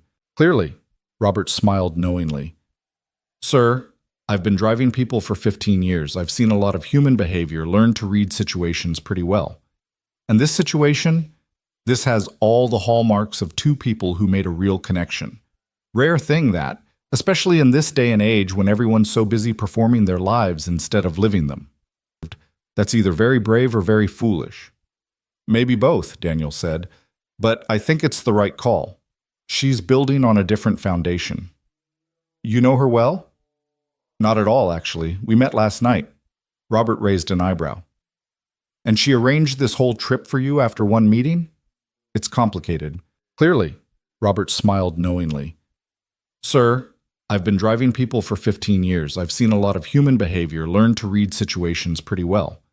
And this situation, this has all the hallmarks of two people who made a real connection. Rare thing that, especially in this day and age when everyone's so busy performing their lives instead of living them. We were two people who needed something from each other at the right moment. That's usually how it starts. How what starts? The important things. Robert stretched, his back cracking audibly. My wife and I met at a bus stop in the rain. She was crying because she'd just lost her job. I offered her my umbrella, and we ended up talking for 2 hours. Missed 3 buses. That was 30 years ago. He looked at Daniel directly. Sometimes the most important people in our lives show up exactly when we need them, usually when we're not looking. I'm not looking for anything, Daniel said, but the words felt hollow even as he spoke them. Didn't say you were. Just saying that sometimes things find us whether we're looking or not. They got back on the road, the afternoon sun slanting through the windows at angles that made Lily squint and burrow deeper into her seat. She fell asleep clutching Mr. Hops, her small chest rising and falling with the peaceful rhythm of childhood dreams. Daniel pulled out his phone again, scrolling through the news coverage of Claire's press conference. There was video footage, and he clicked play with the volume low so it wouldn't wake Lily. Claire stood at a podium, looking tired but composed, her dark hair pulled back in a simple style, her suit perfectly tailored, but there was something different about her, a softness maybe, or an openness that hadn't been visible in earlier photos and videos he'd seen online. I want to be clear about something, she was saying to the assembled reporters. What happened to Donovan Global, Sure? The betrayal, the embezzlement, the breach of trust. Those are symptoms of a larger problem, and that problem is me. There were murmurs from the press corps, the scraping of chairs as people leaned forward. I built a company culture that prioritized results over relationships, that valued output over humanity, that treated people as resources instead of as human beings with needs and limits and lives outside these walls. I worked myself to exhaustion and expected everyone around me to do the same. I told myself it was dedication. I told myself the ends justified the means. I told myself that the important work we were doing gave me permission to push harder, demand more, sacrifice everything at the altar of mission accomplishment. Claire paused, her hands gripping the podium. I was wrong, and someone I trusted, someone who should have been able to come to me with their struggles, instead felt so pressured and isolated that they made catastrophic choices. I'm not excusing what was done. Embezzlement is theft, and there will be legal consequences. But I can't pretend I don't bear some responsibility for creating an environment where that kind of desperation could take root. The questions came rapid fire, but Claire handled them with a grace that seemed born from genuine reflection rather than crisis management strategy. What changed? One reporter called out. What made you decide to take this approach instead of the usual corporate response? Claire smiled, and Daniel saw something in her expression that felt familiar. A warmth he recognized from the airport. I met someone last night, a complete stranger who showed me what it looks like to be present, to be kind without agenda, to value people for who they are rather than what they can do for you. That person reminded me why I started this company. Not to build an empire, not to prove anything, but to make things better, to help, to serve. She looked directly at the camera. So that's what we're going to do. We're going to rebuild this company the right way, with integrity, with humanity, with genuine care for every person who works here and every client we serve. It won't be easy. We might not survive. But if we do survive, we'll be something worth preserving. The video ended, and Daniel sat back with a strange feeling blooming in his chest. Claire had just told the entire business world, albeit obliquely, that a conversation with him had changed her perspective, that their few hours together had influenced one of the most significant moments of her professional life. It felt huge and terrifying and humbling all at once. His phone buzzed with another text from Claire. Did you see the press conference? Please tell me I didn't sound completely insane. He typed back, You sounded brave and honest and like someone who's actually interested in doing the right thing instead of the easy thing. I'm proud of you. There was a long pause, then, That means more than you know. How's the drive? Good. About 3 hours out from Seattle. Lily's asleep, Robert's keeping us safe, and I've eaten my body weight in road trip snacks. Living the dream. Something like that. How are you holding up? Terrified, exhausted, weirdly hopeful. Is it possible to feel all those things at once? Absolutely. That's basically my constant state of being. Then I'm in good company. Daniel, thank you. For everything, for last night, for this morning, for believing in me when I couldn't believe in myself. You don't have to thank me. You did the hard work. You made the tough choices. I just reminded you of what was already there. You make it sound simple. It is simple. Not easy, but simple. You just have to keep holding the pieces together. There's that phrase again. My new mantra, apparently. They texted back and forth for the next hour, the conversation flowing easily despite the strangeness of their situation. Claire told him about the chaos at her office, the reporters camped outside, the mixed reactions from her board. Daniel told her about the landscape streaming past, about Lily's dinosaur-shaped chicken nuggets, about Robert's wisdom regarding bus stops and rain and umbrellas. It felt natural in a way that should have been impossible between two people who'd known each other for less than 24 hours. But somehow, the intensity of their initial meeting had fast-tracked a connection that might normally take months to develop. Around 5:30, as they were crossing into Idaho, Daniel's phone rang again. This time, it was his sister. "You're getting close!" Jennifer sounded excited. "The kids are bouncing off the walls waiting for Lily. I've made cookies, prepared the guest room, and Tim's grilling burgers for dinner." "Sounds perfect. We should be there in about 2 hours, traffic depending." "I can't wait to hear this whole story. About Claire Donovan and midnight airport encounters and suddenly riding to Seattle in style. It's not as dramatic as you're making it sound." "Danny, I saw her press conference. She basically credited a mysterious stranger with changing her whole perspective. That's you. That's objectively dramatic." "She didn't say it was me specifically." "Please. I know my brother. I know that look you get when you're helping someone, when you're in fix-it mode. And I'm willing to bet money that's exactly what happened last night." Jennifer paused. "You like her, and don't try to deny it again because I'm not buying it." "Jen, it's okay to like someone, Danny. It's been 3 years. Sarah would want you to be happy." The words hit harder than Jennifer probably intended. Daniel felt his throat tighten, old grief mixing with new confusion. "I'm not ready for that." "Maybe not, but maybe you're more ready than you think. And maybe this is just the universe's weird way of putting someone in your path at exactly the right moment." Robert said something similar. "Robert sounds wise. Listen to Robert." "I'm hanging up now." "Love you too, little brother. See you soon." The call ended, and Daniel sat in the growing twilight, watching the mountains rise up around them as they crossed into Washington. Lily stirred beside him, waking slowly. "Are we almost there?" she mumbled, rubbing her eyes. "Getting close, sweetheart. Maybe an hour or so." "Can I call Claire? I want to tell her thank you for the car." Daniel hesitated, then figured there was no harm in it. He dialed Claire's number and put it on speaker. "Daniel?" Claire's voice came through, warm and surprised. "Actually, it's Lily. I wanted to say thank you for the fancy car. It's really comfy and Robert is really nice." "Oh, Lily, I'm so glad you're enjoying it. Are you having a good trip?" "Really good. We stopped at a place with dinosaur chicken nuggets, and Daddy let me get cherry pie, and I've been coloring pictures of unicorns. Do you want to see them when we get to Aunt Jennifer's house?" "I would absolutely love to see them. Maybe you could send me photos?" "Daddy can help me send pictures. I'm not allowed to use his phone by myself because one time I accidentally ordered 27 rubber ducks from the internet, and they came to our house, and Daddy said that was too many rubber ducks for anyone." Claire's laugh came through clear and delighted. 27 rubber ducks does seem like quite a lot." "That's what I said, but they were really cute ducks, and I was going to share them with my friends at school, but then Daddy returned most of them. I got to keep 5, though." 5 is a much more reasonable number of rubber ducks. They talked for another 10 minutes, Lily describing her cousins and Mr. Hops, and her teacher, Mrs. Patterson, who had really pretty earrings. Claire listened with patient attention, asking questions and laughing at Lily's stories. Finally, Lily yawned hugely and handed the phone back to Daniel. "Okay, I'm tired of talking now. Bye, Claire. Don't be sad anymore." "I'll try my best." "Goodbye, sweet girl." After Lily had settled back with her coloring book, Claire spoke quietly.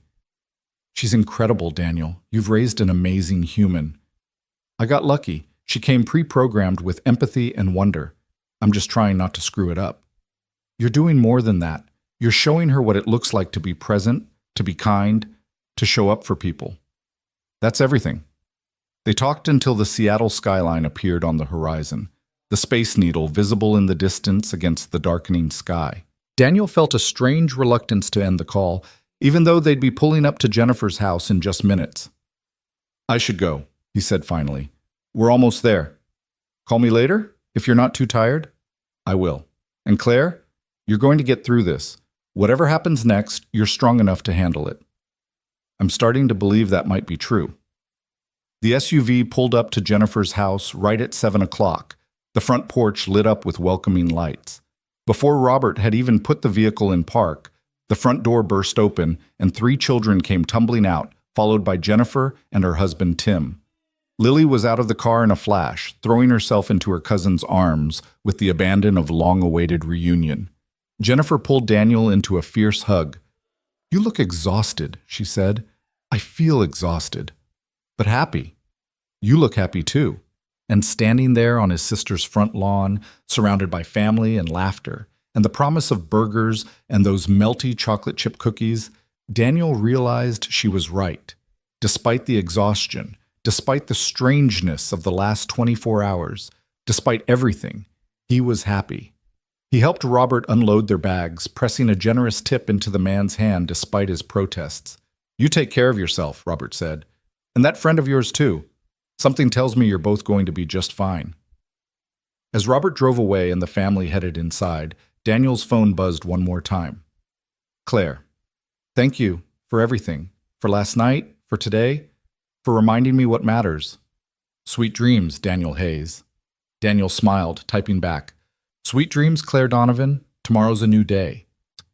And somewhere between Denver and Seattle, between crisis and hope, between yesterday and whatever came next, 2 strangers who'd met at the worst possible moment discovered that sometimes the most important connections happened when you weren't trying to make them at all. Jennifer's house smelled like home in that way that only family homes can. A mixture of fresh cookies, grilled meat, children's shampoo, and something indefinable that Daniel associated with safety and belonging. Tim clapped him on the shoulder as they walked through the front door, Lily already disappearing upstairs with her cousins in a thunder of footsteps and excited squealing. "Long night?" Tim asked, his eyes kind behind wire-rimmed glasses that made him look exactly like the high school science teacher he was. "You have no idea. Jen filled me in on some of it, said you had quite the adventure at the airport." "That's one way to put it." Jennifer appeared with a plate of those promised cookies still warm enough that the chocolate chips were soft. She pressed it into Daniel's hands with the no-nonsense efficiency of someone who'd spent years managing both a medical office and 3 active children. "Eat," she commanded. "Then we'll talk. Tim, get him a beer. Get him a He looks like he needs one." Daniel settled into the overstuffed armchair in their living room, the kind of furniture that had clearly been selected for comfort over style, bearing the stains and wear marks of family life. Through the window, he could see the lights of Seattle proper in the distance, the city glowing against the darkening sky. Tim handed him a cold beer, and for a few minutes they just sat in comfortable silence while Daniel ate cookies and felt the tension of the long drive slowly seep out of his shoulders. Upstairs, he could hear Lily's voice raised in delight as she apparently shared some story with her cousins, and the sound made something in his chest loosen. "So," Jennifer said, settling onto the couch next to Tim, tucking her feet under her in that way she'd done since they were kids. "Claire Donovan. Start from the beginning and don't leave anything out."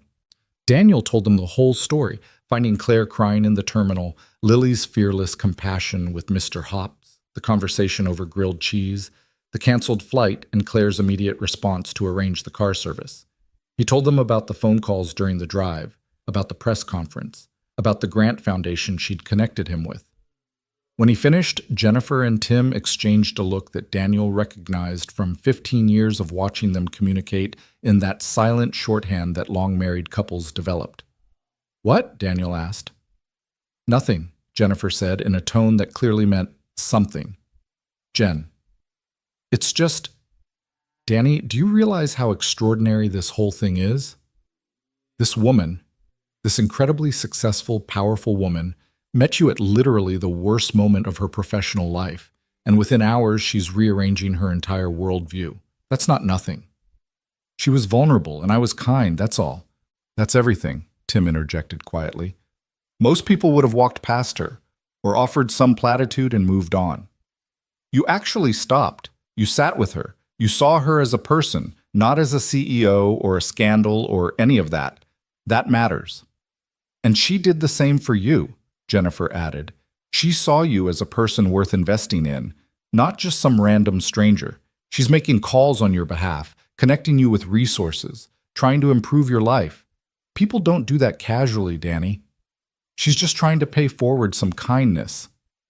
Or she's trying to stay connected to someone who made her feel seen for the first time in years. Jennifer leaned forward, her expression serious. I've been reading about her since you called this morning. About her company, her reputation, the way she operates. And everything I'm reading suggests a woman who's brilliant and driven and completely isolated. Someone who built walls so high that nobody could reach her. And then you did. In one conversation, you reached her. Daniel felt uncomfortable under his sister's scrutiny. I don't know what you want me to say. Yes, we connected. Yes, there was something, I don't know, something real about our conversation. But Jen, she lives in Denver running a major consulting firm. I live in Denver fixing cars and raising a 6-year-old. We exist in completely different worlds. So did you and Sarah, Jennifer said softly. She was an ER nurse working insane hours. You were climbing the corporate ladder. Different worlds, different rhythms.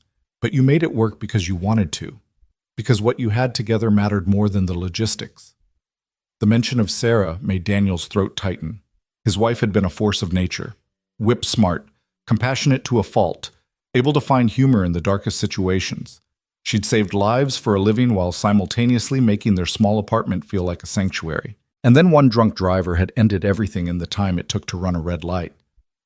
That's different, Daniel said quietly. Sarah and I built something over time. This is just, I don't even know what this is. Maybe it's the beginning of something, Tim suggested. Or maybe it's just a meaningful connection that helped two people when they needed it. Either way, it's worth acknowledging that it happened, that it mattered. Before Daniel could respond, his phone buzzed. He glanced at it and felt his pulse quicken. Another text from Claire. I know you just got to your sister's and you're probably exhausted, but I have to tell you something. The foundation I connected you with, they want to fast-track your application. They've asked for your business information so they can start the preliminary review. Daniel, this could be substantial, like hire 2 mechanics and expand your operation substantial. Are you comfortable with me sharing your contact information? Daniel stared at the message, his mind racing. This was moving so fast, too fast maybe.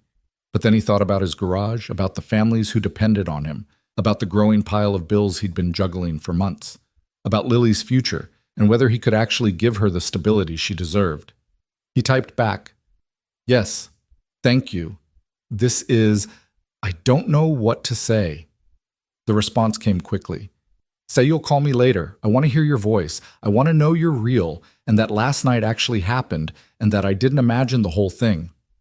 Daniel looked up to find both Jennifer and Tim watching him with knowing expressions. That's her, isn't it? Jennifer asked. She's connecting me with a grant foundation. It could really help the business. And that's the only reason your face just went all soft? Jennifer's smile was gentle, knowing. Danny, it's okay to feel something. It's okay to be interested in someone. Sarah's been gone for 3 years. You're allowed to move forward. I'm not trying to replace her. Nobody said you were. But you're also not required to spend the rest of your life alone just because you lost her. Sarah loved you. She'd want you to be happy. She'd want Lily to see you living fully, not just surviving. Daniel knew his sister was right, but knowing and feeling were 2 different things. The guilt that came with being attracted to someone new felt like a betrayal, even though logically he understood it wasn't. I don't know if I'm ready, he admitted. You're never going to feel ready, Tim said. That's not how these things work. You just wake up one day and realize you're already in it, ready or not. The question is whether you're going to run from it or see where it goes. Upstairs, something crashed, followed by Lily's voice calling down, It's okay. Nothing's broken. Probably. Jennifer sighed, pushing herself off the couch. I should check on that. But Danny, think about what Tim said. Sometimes the best things happen when we stop trying to control everything and just let life unfold. She headed upstairs, leaving Daniel and Tim in companionable silence. After a moment, Tim spoke again, his voice thoughtful. You know what I remember most about your wedding? The way you looked at Sarah during your vows. Like she was the only person in the room, in the world. Like everything else had just faded away, and it was just you and her and this promise you were making. He paused. I'm not saying you need to look for that again, but I am saying that you deserve to feel that kind of connection again, if it comes your way. And from what you've described about last night, it sounds like maybe something clicked, something real. Daniel's phone buzzed again. This time it was a longer message from Claire. I've been thinking about what you said, about things only breaking if you stop holding them together. I held a meeting with my senior staff today, the people who've stuck with me through this crisis. I apologize to them, not just for the scandal, but for the culture I created, for making them feel like their worth was tied to their productivity, for treating them like resources instead of humans. Daniel, some of them cried. One woman told me she hasn't taken a real vacation in 4 years because she was afraid I'd think she wasn't committed. I did that. I created that fear, and I need to fix it, not just through policy changes, but through actually being a different kind of leader, a better kind of human. You're helping me see that, thank you. Daniel typed back, You're doing the hard work. That takes courage. I'm proud of you. He hesitated, then added, And yes, I'll call you later, after Lily goes to bed. The response was immediate. I'll be waiting. And Daniel, I'm really glad you stopped to talk to me last night. I'm really glad you exist in the world. Tim, who'd been politely pretending not to notice Daniel's texting, cleared his throat. So, this Grant Foundation thing, that's a big opportunity.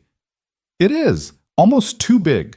I've been running my garage on a shoestring for 3 years, doing what I can, helping who I can. The idea of actually expanding, of having resources, of being able to do more. Daniel trailed off. It's overwhelming. Good overwhelming or scary overwhelming? Both. That's usually how the best opportunities feel. Tim took a sip of his beer, thoughtful. You know what Jen tells parents when they come to her freaking out about their kids starting school or going through some developmental milestone? She tells them that growth always feels uncomfortable, that if you're not at least a little scared, you're probably not actually growing. Maybe that applies to adults too. The evening unfolded in the easy rhythm of family time. Dinner was burgers and corn on the cob, eaten around the big kitchen table, with Lily recounting her entire road trip experience to her cousins with the dramatic flair of a seasoned storyteller. She made the airport sound like an epic adventure, Claire into a beautiful princess in disguise, and Mr. Hops into a magical creature with healing powers. And then the princess, Claire, she was so sad because a bad man hurt her her company. And Daddy said just the right things to make her feel better because Daddy is really good at that. And then she gave us this really fancy car with a driver named Robert, who told us about being in the Marines and showed me pictures of his grandkids on his phone. Jennifer's oldest, Marcus, who was 9 and deeply skeptical about everything, narrowed his eyes. Did this actually happen, or is this one of your stories? It actually happened, Lily insisted. Tell them, Daddy. It actually happened, Daniel confirmed, and the look of wonder on all 3 cousins' faces made him smile despite his exhaustion. After dinner, there were board games and ice cream, and then the elaborate bedtime routine that involved 3 children, 2 bathrooms, and approximately 47 stuffed animals that all apparently needed to be tucked in along with their human companions. Daniel helped get Lily settled in the guest room she'd be sharing with her 7-year-old cousin Emma, both girls already deep in whispered conversation about their plans for the weekend. Daddy, Lily called as he was about to leave. Is Claire okay, for real? I think so, sweetheart. Why do you ask? She just seemed really, really sad, like the kind of sad that doesn't go away just because someone's nice to you for a little bit. Daniel sat on the edge of the bed, struck once again by his daughter's perceptiveness. You're right. She has the kind of sad that's going to take time to get better. But I think she's working on it, and I think our being kind to her helped her remember that she's not alone. Good, Lily yawned, clutching Mr. Hops to her chest. I liked her. She has nice eyes, like Mommy did. The observation hit Daniel squarely in the chest. He hadn't consciously noticed the similarity. But now that Lily mentioned it, there was something about Claire's eyes, the warmth in them, the intelligence, the capacity for deep feeling, that did remind him of Sarah. Yeah, he said softly. She does. Do you like her, Daddy? Like her? I think she's a very nice person who we were lucky to meet. That's not what I asked. Lily's eyes were knowing beyond her years. It's okay if you do. I wouldn't be mad. I want you to be happy. Daniel felt tears prick at his eyes. When did you get so wise? I've always been wise. You just don't always notice because you're busy being a grown-up. She reached up and patted his cheek with her small hand. You can call her, if you want to. I won't tell anyone you have a crush. I don't have a crush. I'm 37 years old. Grown-ups don't have crushes. Yes, they do. Aunt Jennifer told me that Uncle Tim had a crush on her for 3 whole years before he finally asked her out. She said he was being silly and wasting time. Lily's expression turned serious. Don't waste time, Daddy. That's what you always tell me when I'm scared to try something new. Out of the mouths of babes, Daniel thought. I'll keep that in mind. Now go to sleep before Emma decides you're more interesting than sleeping and you both end up overtired and cranky tomorrow. Love you, Daddy. Love you too, sweetheart. So much. He found Jennifer in the kitchen, loading the dishwasher with the methodical efficiency of someone who'd done this exact task roughly 10,000 times. She glanced up when he entered, her expression warm. Lily settled? More or less. Although she just gave me relationship advice, so I'm not sure who's the parent anymore. Jennifer laughed. She's scary perceptive. Gets that from Sarah. They worked in comfortable silence for a few minutes, Daniel drying the pots that didn't fit in the dishwasher while Jennifer wiped down counters. So, Jennifer said casually, too casually, are you going to call her? That obvious? You've checked your phone approximately every 90 seconds since dinner, and you have that look. What look? The look of someone who wants to talk to a specific person and is trying to convince himself he has a good reason beyond just wanting to hear their voice. Daniel set down the pot he'd been drying. Is it crazy? We barely know each other. We met during a crisis. She's in the middle of a scandal that could destroy her company. I'm a single father living paycheck to paycheck. There's no logical reason this should be anything. Love isn't logical, Danny. I didn't say anything about love. You didn't have to. Jennifer turned to face him fully, her expression gentle. Look, I'm not saying you're in love with her. I'm not even saying this is going to turn into anything. But I am saying that you're allowed to explore it. You're allowed to be interested. You're allowed to see where it goes without feeling guilty or overthinking every aspect of it. What if I screw it up? What if it's too complicated? What if it's wonderful? Jennifer interrupted. What if this is exactly what both of you need right now? What if the universe or fate or random chance or whatever you want to call it put you in that airport at exactly the right time for exactly the right reason? You sound like Robert. The driver? He sounds wise. Daniel's phone buzzed. Another text from Claire. Still planning to call? No pressure if you're too tired. But I'm here if you want to talk. Actually, I need to talk. Today was a lot, and you're the only person I want to process it with. Is that weird? Please tell me that's not weird. He showed the message to Jennifer, who read it and smiled.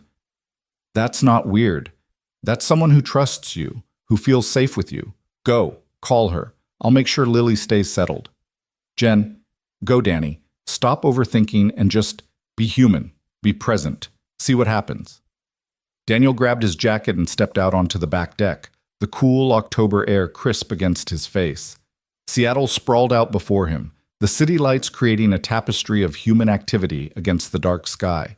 He could hear traffic in the distance, the sound of life happening all around him. He dialed Claire's number and she answered before the first ring had finished.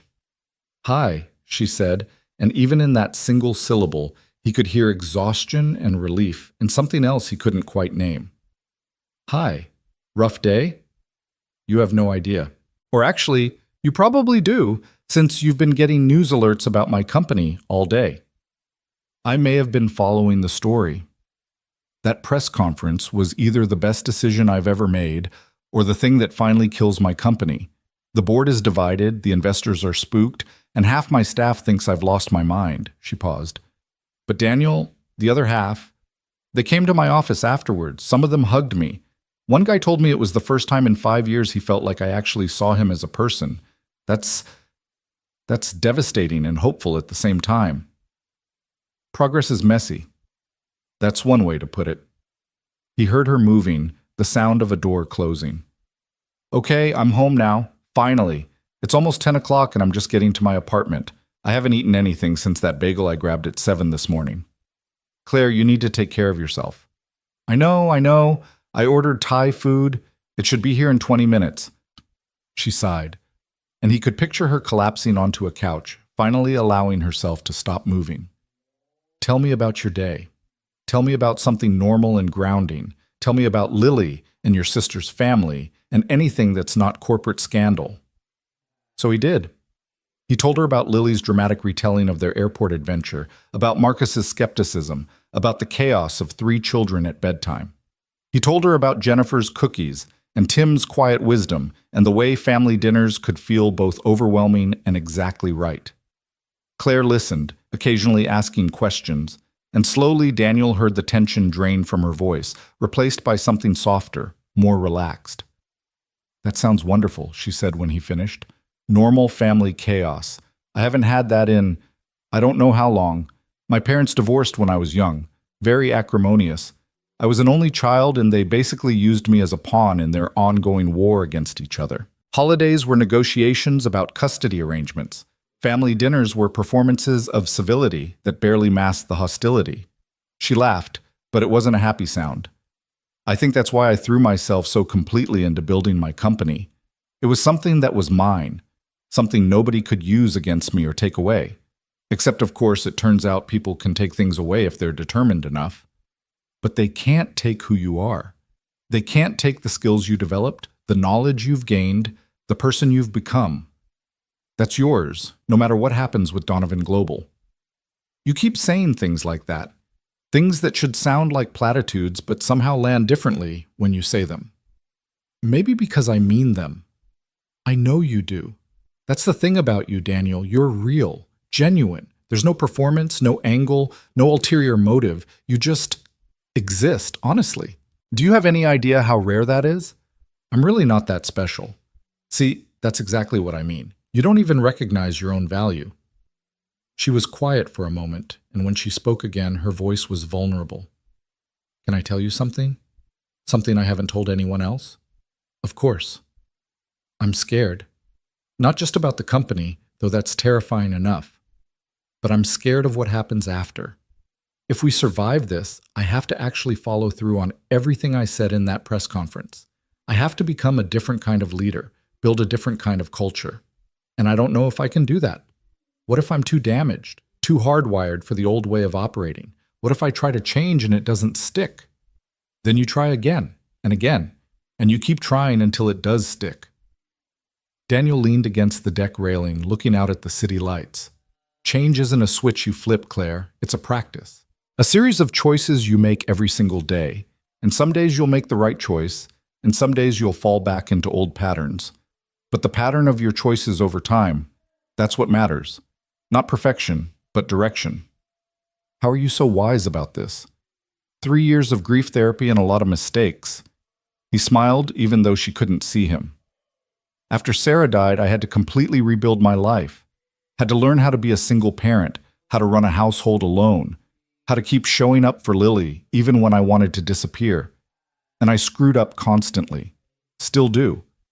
But I keep trying, keep adjusting, keep choosing to move forward instead of staying stuck. That's all any of us can do. I wish I'd met you years ago. Maybe I wouldn't have made such a mess of things. Or maybe you needed to make this mess so you could learn from it, so you could become whoever you're meant to be next. Claire made a sound that was half laugh, half sob. There you go again, saying things that crack me open. Sorry. Don't be sorry. I need this. I need you. Is that okay to say? That I need you? The words hung in the air between them, heavy with meaning. Daniel felt his heart rate pick up, felt the moment expanding into something significant. Yeah, he said quietly. That's okay to say, because I think I need you too, to remind me that I'm more than just Lily's dad, more than just a mechanic, that I have value beyond the roles I fill. You have so much value, Daniel, so much to offer, and She paused, and he heard her doorbell ring. That's my food. Hold on. He waited, listening to muffled voices, a door closing, and then Claire was back. Okay, I have sustenance. The delivery guy looked at me like I was insane because apparently I look as wrecked as I feel. She laughed. I'm sitting on my kitchen floor eating pad thai straight from the container. This is what my life has become. Sometimes kitchen floor meals are exactly what you need. Is that the voice of experience? Lily and I had pizza on the living room floor last week because I was too tired to deal with the table. Sometimes survival mode means lowering standards. I like that. Survival mode means lowering standards. That should be a motivational poster. They talked while Claire ate, the conversation flowing easily between deep and light, serious and silly. She told him about the first days of starting Donovan Global, about the terror and exhilaration of building something from nothing. He told her about the early days with Lily after Sarah died, about learning to do pigtails and pack school lunches and navigate the complex social politics of first-grade birthday parties. At some point, Claire moved from her kitchen floor to what sounded like a couch, her voice growing sleepy. I should let you go, Daniel said, though he didn't want to. You sound exhausted. I am, but I don't want to hang up. Is that pathetic? Not even a little bit. Daniel, can I ask you something personal? Sure. Do you ever, after your wife died, did you ever think you'd feel this kind of connection with someone again? His breath caught. What kind of connection? This kind. Where talking to someone feels necessary, where their voice makes everything else quiet down, where you find yourself wanting to share things you don't usually share because somehow you trust that they'll understand. Daniel closed his eyes, feeling the truth of her words resonate through him. Honestly? No. I thought that part of my life was over, that I'd had my chance at connection and lost it, and the rest was just going through the motions, being a good dad, doing good work, but never again feeling that spark of whatever this is. Whatever this is, Claire repeated softly. That's the question, isn't it? What is this? I don't know, but I know I haven't felt this way in 3 years, and I know that scares me and excites me in equal measure. Me too. I've never felt like this, period. I've dated, had relationships, but there was always a part of me I kept walled off. Some core piece I wouldn't share because it felt too vulnerable, too dangerous. But with you, I don't know how to keep those walls up. You just walk right past them like they don't exist. Maybe because I'm not trying to get past them. I'm just trying to see you, to know you, not to conquer or possess or use, but just to understand. The silence that followed felt full rather than empty, charged with possibility and tenderness and the strange intimacy that could develop between two people who'd met by accident but stayed by choice. I want to see you again, Claire said finally, her voice barely above a whisper. Not eventually, not someday. Soon. Is that crazy? We live in the same city, and I'm asking when I can see you again like a teenager with a crush. Daniel felt a smile spread across his face, genuine and warm. It's not crazy. I want to see you too. Maybe when I get back from Seattle? We could get coffee or dinner, something that doesn't involve airport terminals and existential crises. That sounds perfect, although I have to admit the airport terminal and existential crisis created a pretty memorable first meeting. A memorable disaster, you mean? A memorable beginning, Claire corrected gently. The best things in my life have usually started as disasters. Maybe this is one of them. They talked for another hour, neither wanting to be the first to end the call. Claire told him about her apartment, a sleek, modern place in downtown Denver that sounded beautiful and utterly impersonal, more like a hotel room than a home. Daniel told her about his small house with its perpetually cluttered living room and Lily's artwork covering every available surface, and the garden he tried and mostly failed to maintain in the backyard. Eventually, Claire's words began to slur with exhaustion, and Daniel gently insisted she get some sleep. Tomorrow's another big day, he said. You need to be sharp. I know, Thank you, Daniel, for today, for tonight, for all of it. You're helping me survive this. You're surviving this yourself. I'm just keeping you company. Best company I've ever had. After they hung up, Daniel stood on the deck for a long time, feeling the cool air and thinking about everything that had happened in the last 36 hours. how a delayed flight and a crying stranger had somehow shifted the trajectory of his life in ways he was only beginning to understand. His phone buzzed one more time. Claire. Sweet dreams, Daniel Hayes. Thank you for existing in the world at exactly the right time. He smiled, typing back. Sweet dreams, Claire Donovan. Thank you for teaching me I still know how to feel something other than just survival mode. When he went back inside, he found Jennifer waiting in the kitchen with 2 mugs of tea. So, she said, handing him one. How'd it go? Good. Really good. And? And I think I might be in trouble here, Jen. The good kind of trouble, but still. Jennifer smiled, the kind of knowing, affectionate smile only a sister could manage. About time you got into some good trouble. You've been playing it safe for too long. Playing it safe kept me functioning, kept Lily stable. And now maybe it's time for something more than just functioning. Time for actually living again. Daniel sipped his tea, thinking about Claire's voice on the phone, about the easy intimacy of their conversation, about the way talking to her felt like coming home after a long journey. Maybe, he agreed. Maybe it is. They sat together in the quiet kitchen, the house settling around them with creaks and sighs. Upstairs, he could hear muffled giggles from the girls' room, the sound of childhood joy that felt like hope made audible. His phone lit up with an email notification. The subject line made his heart skip. Grant application, Hayes Automotive, expedited review. He opened it, scanning quickly. The foundation Claire had connected him with wanted to schedule a call for Monday morning. They'd reviewed his basic business information and were impressed with his community focus, his pricing structure that prioritized accessibility, his history of working with low-income families. This could really happen, he said aloud, showing Jennifer the email. She read it and let out a low whistle. Danny, this is huge. If you get this grant, you could actually build something sustainable. Hire help, expand services, maybe even buy that building you've been renting all these years. It's too much, too fast. Or it's exactly what you've needed and it's finally arriving. Sometimes good things happen suddenly, Danny. Sometimes the universe decides you've struggled enough and it's time for a break. He thought about Claire, about their conversation, about the way she'd called in favors and opened doors, not because she wanted something from him, but because she wanted something for him. Because his kindness had mattered to her enough that she wanted to pay it forward in a tangible way. I need to tell her, he said, about the email. It's almost midnight. She'll still be awake. She's too wired to sleep. He was right. Claire answered on the first ring. Miss me already? Her voice was warm with affection and lingering exhaustion. I got the email. From the foundation. They want to talk Monday. Daniel, that's wonderful. See? I told you they'd be interested. Claire, this is because of you. You made this happen. No, you made this happen by building a business that deserves support. I just introduced you to people who could see that. There's a difference.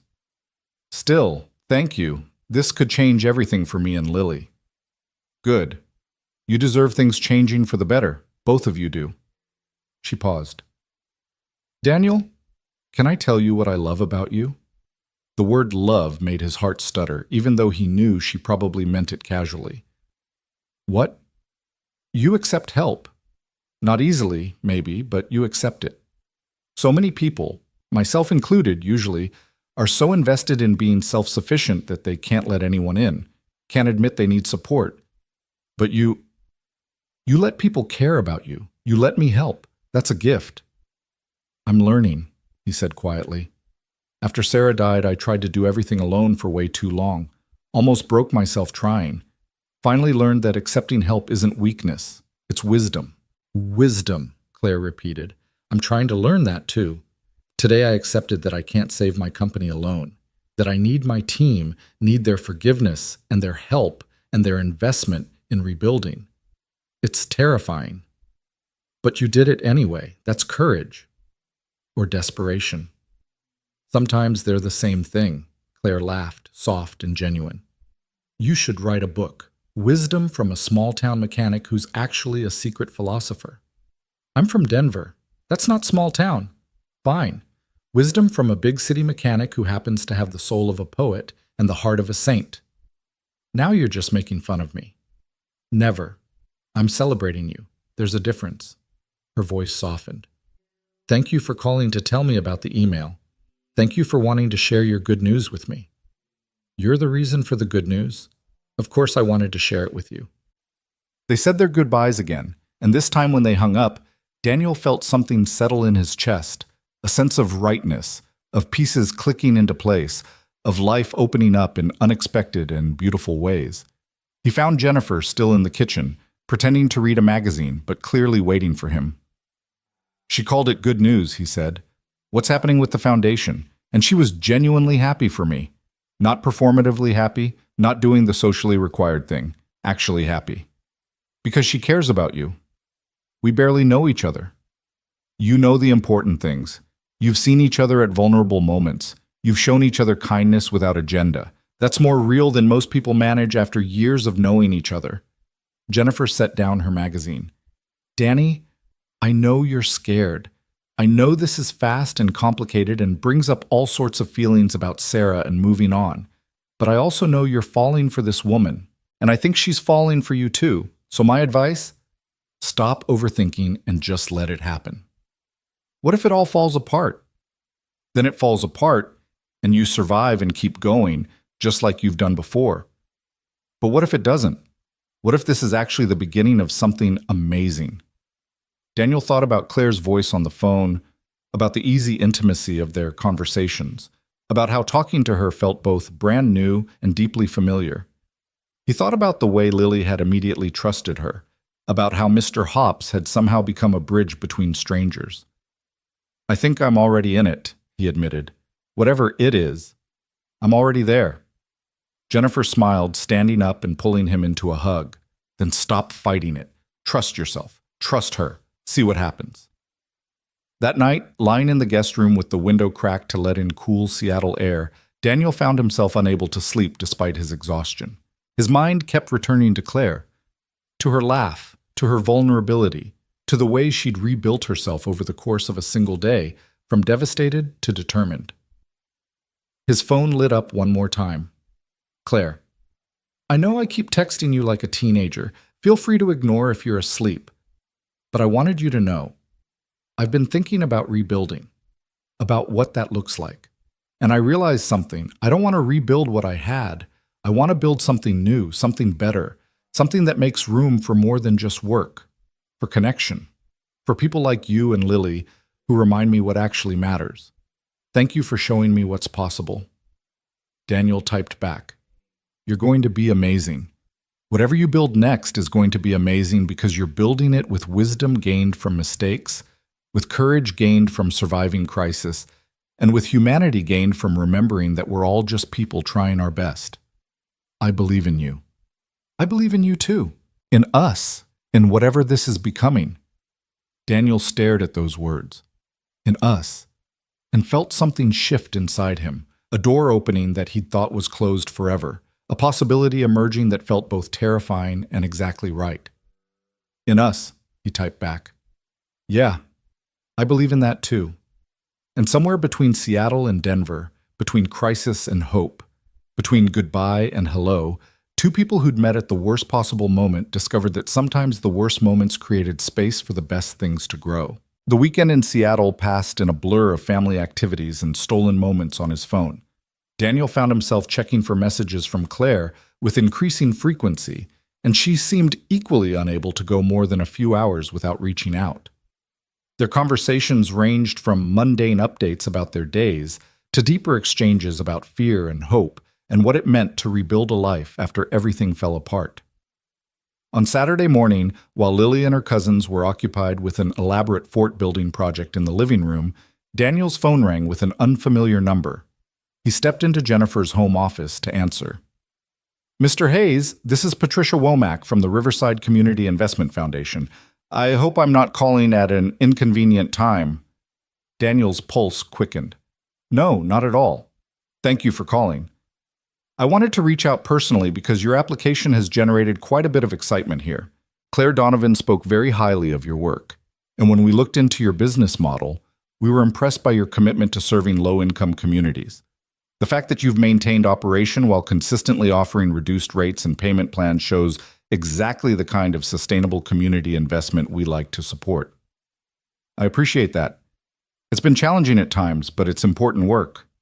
We agree, which is why I wanted to let you know that we're prepared to offer you a grant of $75,000, pending final approval from our board meeting on Tuesday.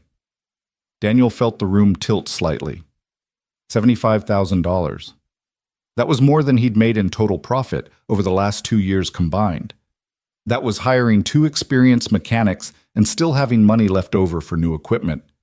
That was security for Lily's future. That was everything changing. I don't know what to say, he managed. Patricia's voice was warm. Say you'll accept it. Say you'll use it to continue doing the good work you're already doing, and say you'll submit quarterly reports so we can track the impact. Those are our only conditions. Yes, absolutely yes, thank you. This is going to change everything. That's what we hope for. We'll send over the paperwork early next week. Congratulations, Mr. Hayes. We're excited to support your work. After the call ended, Daniel sat in stunned silence, his phone clutched in his hand. $75,000. The number kept echoing through his mind, impossible and real at the same time. He needed to tell someone. He needed to share this with someone who would understand what it meant. His fingers moved almost of their own accord, dialing Claire's number. She answered on the second ring. Hey, how's Seattle? How's Lily? Claire, they called. The foundation. They're giving me $75,000. There was a brief pause, then Claire's voice came through, thick with emotion. Daniel, that's incredible. Oh my God, I'm so happy for you. I can hire people. I can expand. I can actually build something sustainable instead of just surviving month to month. His voice cracked. This is because of you. You made this happen. No, you made this happen by being the kind of person who deserves support. I just made an introduction. Everything else is you. She paused, and he could hear traffic in the background. Where are you? Can you talk for a minute? I'm at my sister's. I can talk. Where are you? In my car, actually. Driving to the office, even though it's Saturday, because apparently I still haven't learned how to take a day off. But Daniel, I want you to really hear this. That grant isn't charity. It's not a handout. It's recognition of the value you're already creating in your community. You earned this. I don't know if I believe that yet, but I'm trying. Good. Keep trying. And when you get back to Denver, we're celebrating. Properly. Champagne and dinner somewhere nice and a toast to new beginnings. I'd like that. Although I'm more of a beer guy than a champagne guy. Then we'll have beer. The point is celebration. The point is acknowledging that good things can happen even in the middle of chaos. Her voice softened. You gave me hope when I had none. Now I get to watch you receive something you've deserved for a long time. That feels like grace, Daniel. Like the universe balancing its scales. They talked for another 20 minutes, Claire walking him through what to expect with the grant paperwork, offering advice on hiring and expansion, asking questions about his business that showed genuine interest and understanding. When they finally hung up, Daniel felt lighter than he had in years, as if some massive weight he'd been carrying had finally been lifted. Jennifer found him still sitting in her office, staring at his phone with a dazed expression. That was quite a phone call, she observed. Good news? The foundation approved the grant. $75,000, Jen. $75,000. Jennifer's eyes went wide. Danny, that's amazing. Oh my God, that changes everything. That's what I said. He looked up at his sister. This is real, right? This is actually happening? It's real. It's happening. And you deserve every penny of it. She pulled him into a fierce hug. I'm so proud of you. Sarah would be so proud of you. The mention of Sarah brought tears to Daniel's eyes.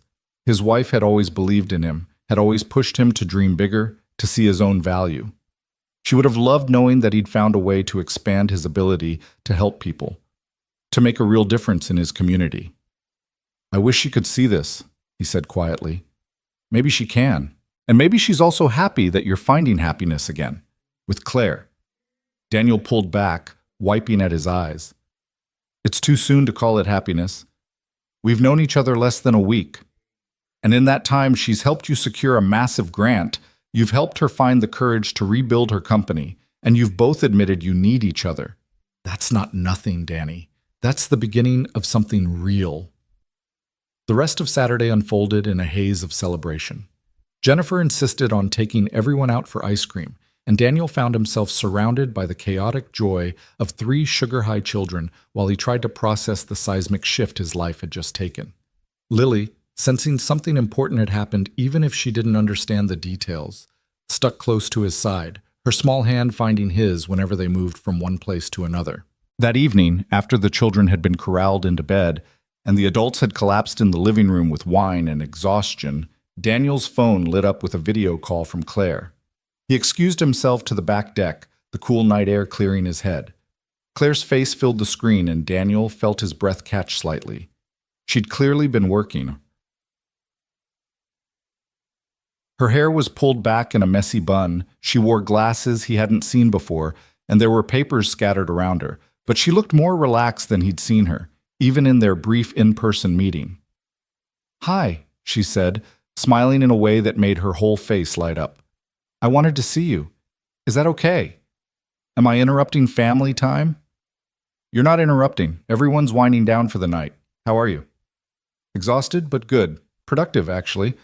I spent the day working on the new organizational structure for Donovan Global, mapping out what a values-first culture actually looks like in practical terms." She shifted, and he caught a glimpse of her apartment behind her. Modern, sleek, with floor-to-ceiling windows that showed the Denver skyline. "It's harder than I expected, honestly.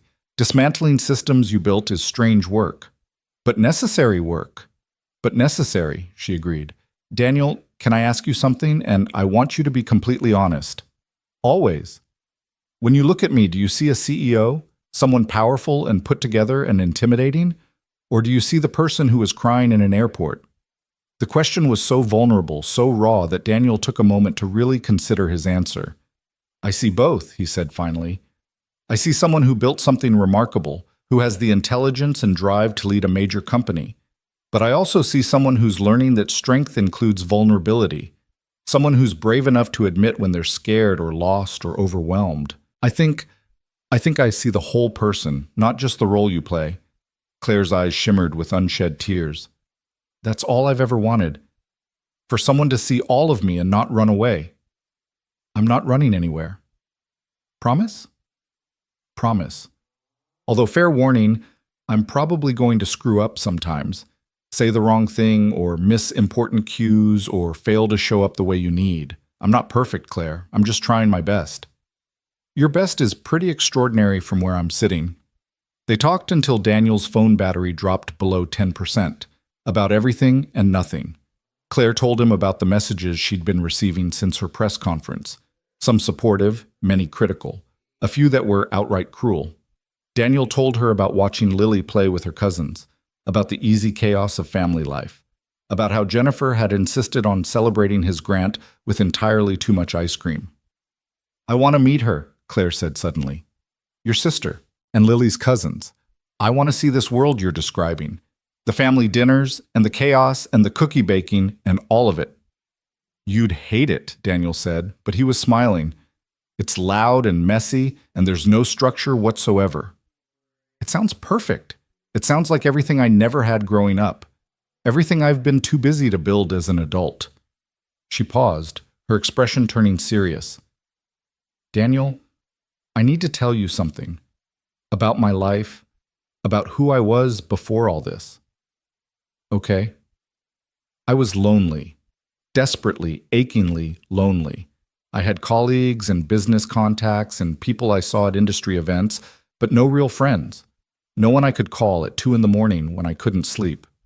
No one who cared about me separate from what I could do for them." Her voice wavered slightly. "I told myself I didn't need that my work was enough, that changing the world mattered more than personal connections. But it was a lie. I was lying to myself because admitting the truth, that I'd built this extraordinary career and lost my humanity in the process, was too painful.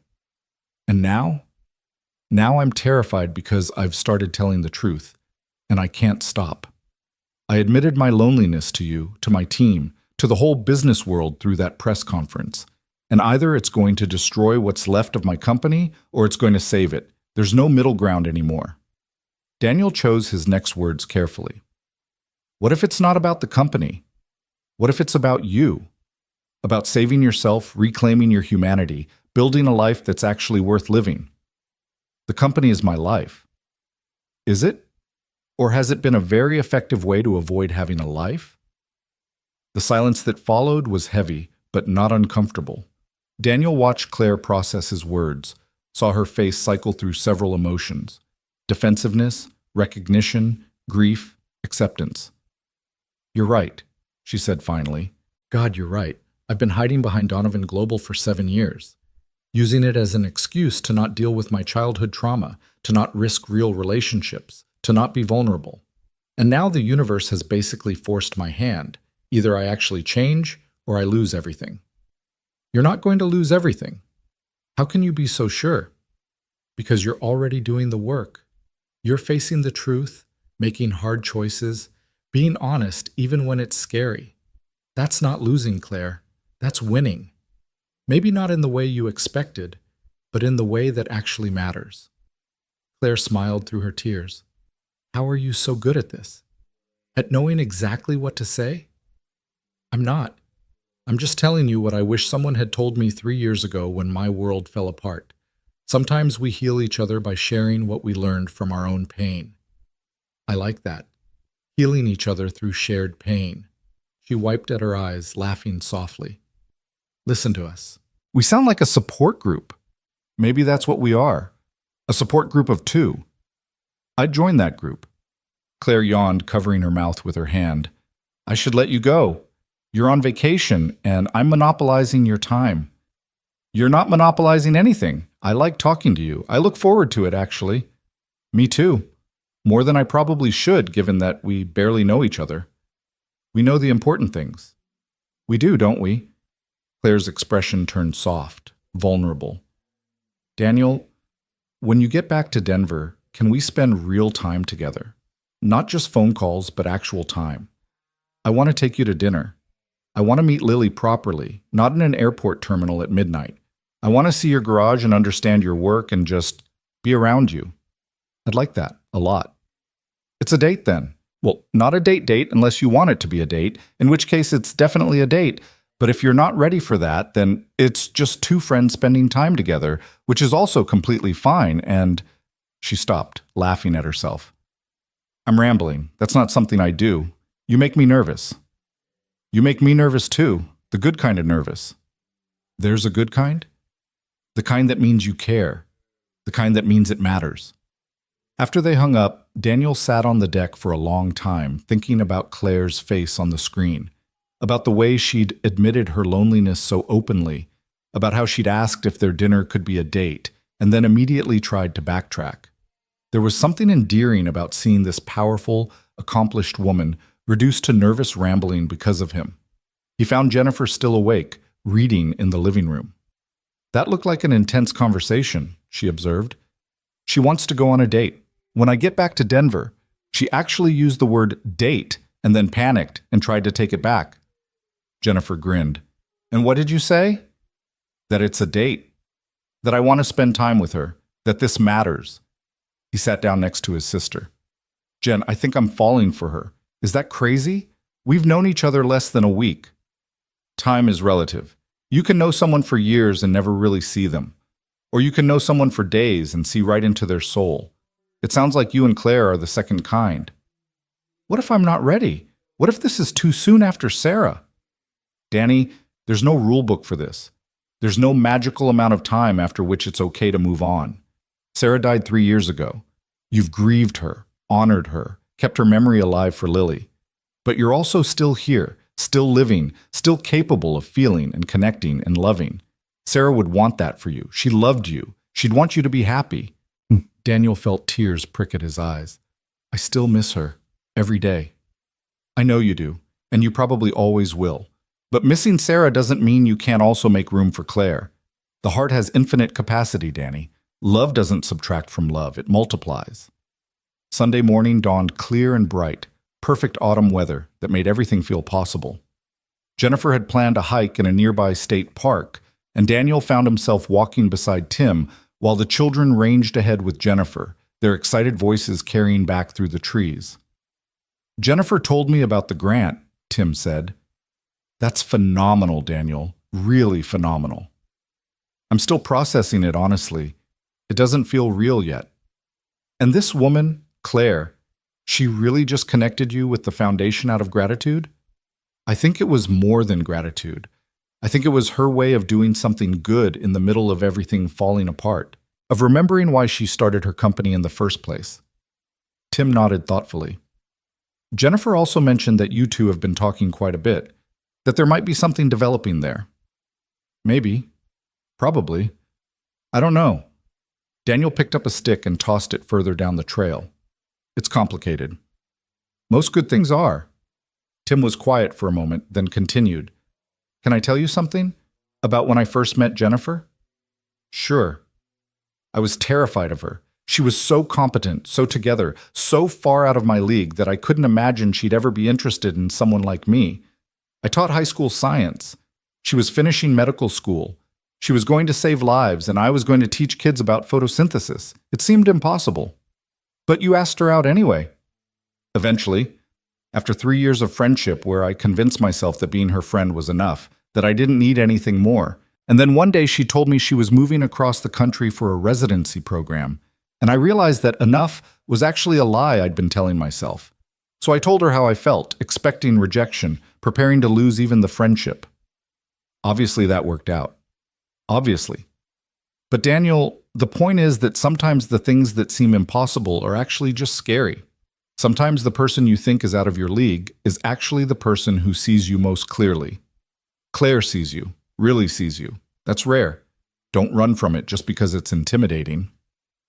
They hiked in comfortable silence for a while, the trail winding through towering evergreens and offering occasional glimpses of distant mountains. Ahead, Lily shrieked with delight over something, probably a particularly interesting rock or piece of moss, and Daniel felt a surge of love for his daughter so intense it was almost painful. His phone buzzed in his pocket, a text from Claire. "Sorry to interrupt your Sunday, but I had to share. 3 major clients just called to say they're staying with Donovan Global. They said the press conference showed the kind of integrity they want to work with. Daniel, I think we might actually survive this." He typed back, "That's incredible. I knew you could do it. Your honesty is your strength, not your weakness. Learning that slowly. Hope you're having a beautiful day in Seattle. Thinking about you. Thinking about you too. Always." The week ahead stretched before him with new possibility. He'd fly back to Denver on Monday evening. On Tuesday, he'd meet with the foundation to sign the grant paperwork. On Wednesday, he'd start the hiring process for the 2 mechanics he desperately needed. And somewhere in there, he'd make time for that date with Claire, for the chance to sit across from her at a restaurant table instead of an airport cafe, to see who they could be when they weren't both in crisis mode. The thought filled him with equal parts excitement and terror. Sunday evening, as they were packing up to head back to Jennifer's house, Lily came and sat next to Daniel on a fallen log overlooking a small stream. "Daddy, can I ask you something?" "Always, sweetheart." "Do you like Claire? Like the way you liked Mommy?" The question was so direct, so fearless, that Daniel had to take a moment to formulate an answer that was honest but age-appropriate. "I like her very much," he said carefully. "She's a good person who's going through a hard time, and I enjoy talking to her and spending time with her." "But do you like her? "Maybe. It's still early, and we're still getting to know each other. Why do you ask?" Lily kicked at the dirt with her shoe, not meeting his eyes. "Because if you did like her like that, it would be okay. I wouldn't be mad or sad. I want you to be happy, Daddy. You're always making sure I'm happy, but sometimes I think you forget about yourself." Daniel felt his throat tighten with emotion. "When did you get so wise?" "I'm 6 3/4. That's practically 7. I know things." She looked up at him with Sarah's eyes. "Mommy would want you to be happy too. I think she'd like Claire." "You think so?" "Yeah. Claire listened to me talk about hermit crabs and didn't act like it was boring. And she let me hold Mr. Hops even though she was really sad. And she sent us a fancy car because she wanted to be nice. Those are good things. Mommy liked people who did good things." Daniel pulled Lily into his lap, holding her close. You're absolutely right.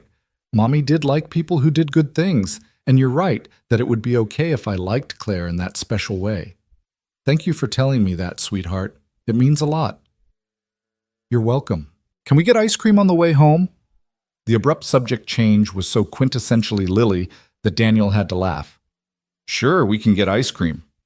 That night, after Lily had fallen asleep and he'd said his goodnights to Jennifer and Tim, Daniel found himself on the back deck again, phone in hand, debating whether to call Claire or just send a text.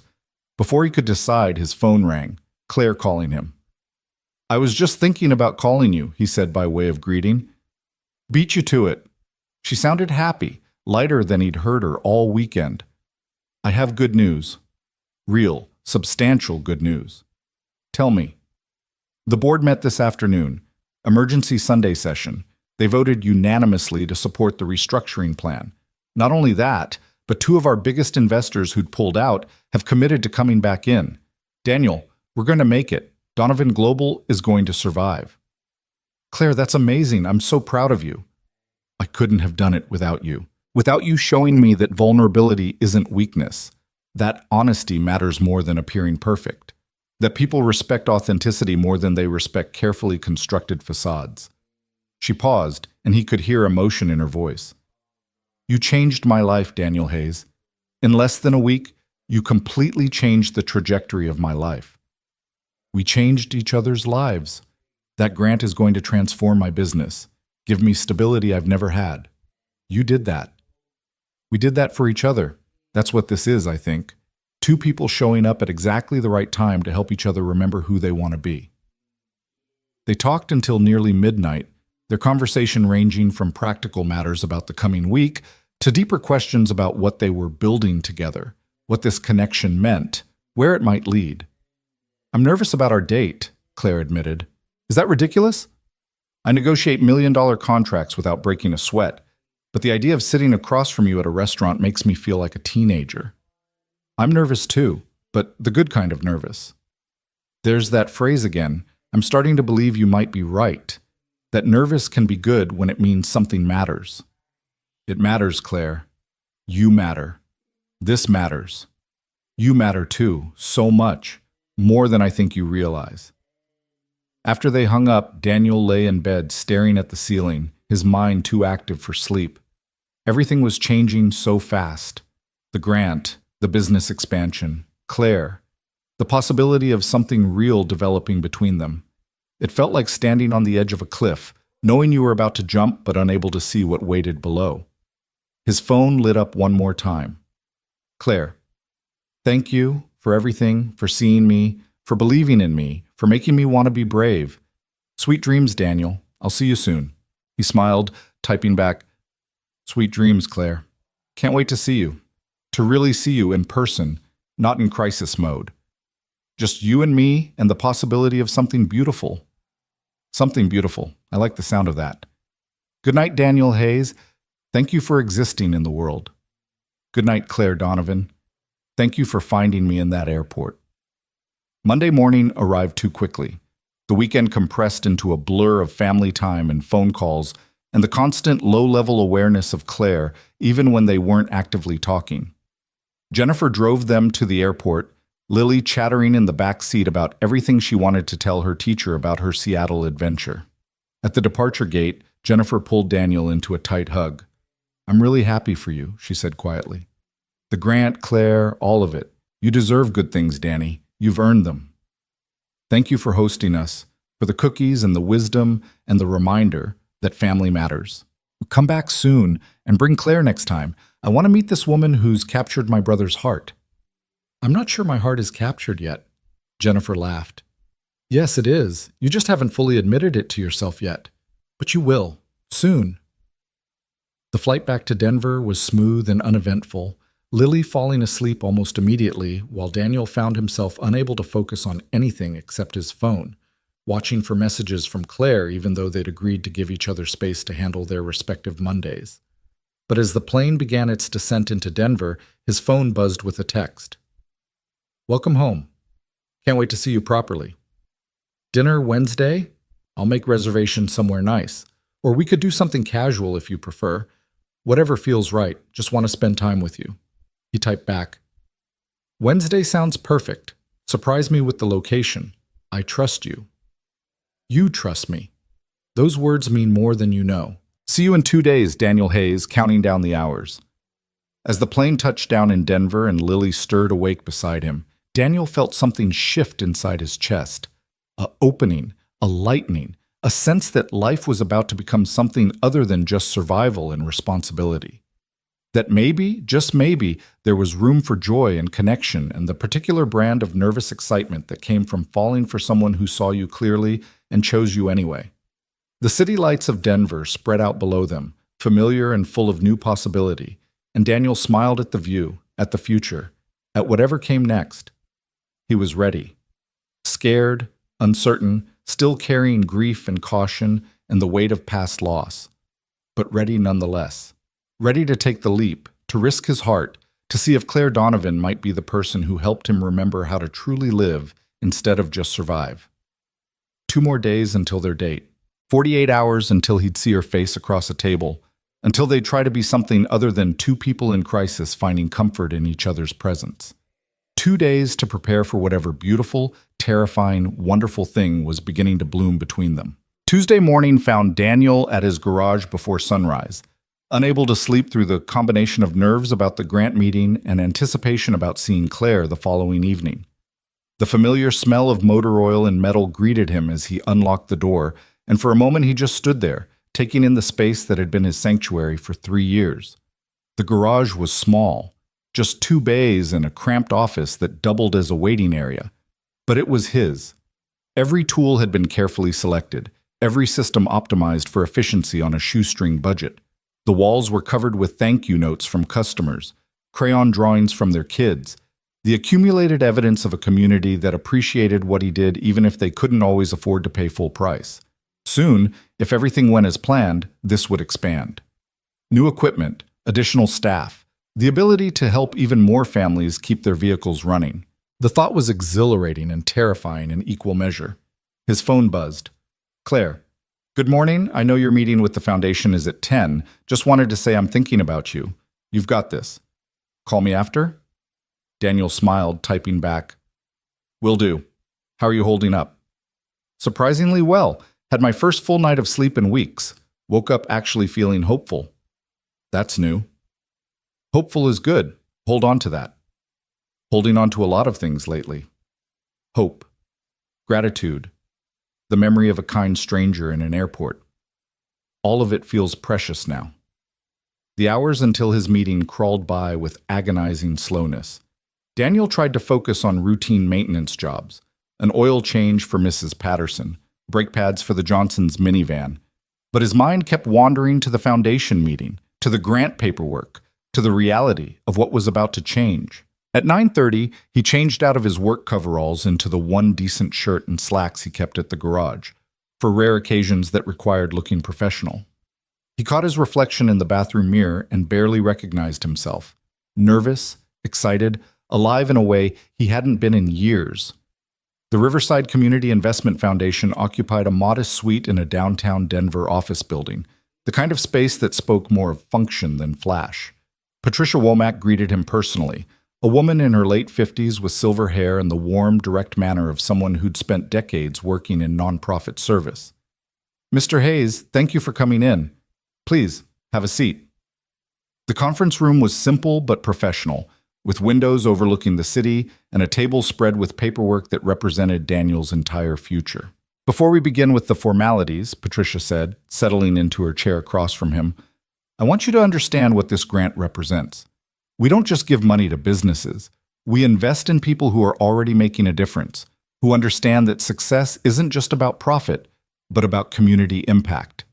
Your work with low-income families, your commitment to accessibility, your willingness to operate on thin margins so that people can afford necessary repairs, that's exactly what we're looking for. I appreciate that. The work has always mattered more than the money, which is precisely why you deserve this funding, to continue doing that work sustainably. Patricia slid a folder across the table. This outlines the grant terms, reporting requirements, and guidelines for fund usage. Take your time reading through it. I'm here to answer any questions. Daniel read carefully, his mechanic's attention to detail serving him well as he parsed through the legal language. The terms were generous, $75,000 with minimal restrictions beyond requiring the money be used for business operations and community service. Quarterly reports documenting impact, an annual review to assess continued eligibility for future funding. This is more than fair, he said finally. More than generous, actually. We believe in supporting good people doing good work.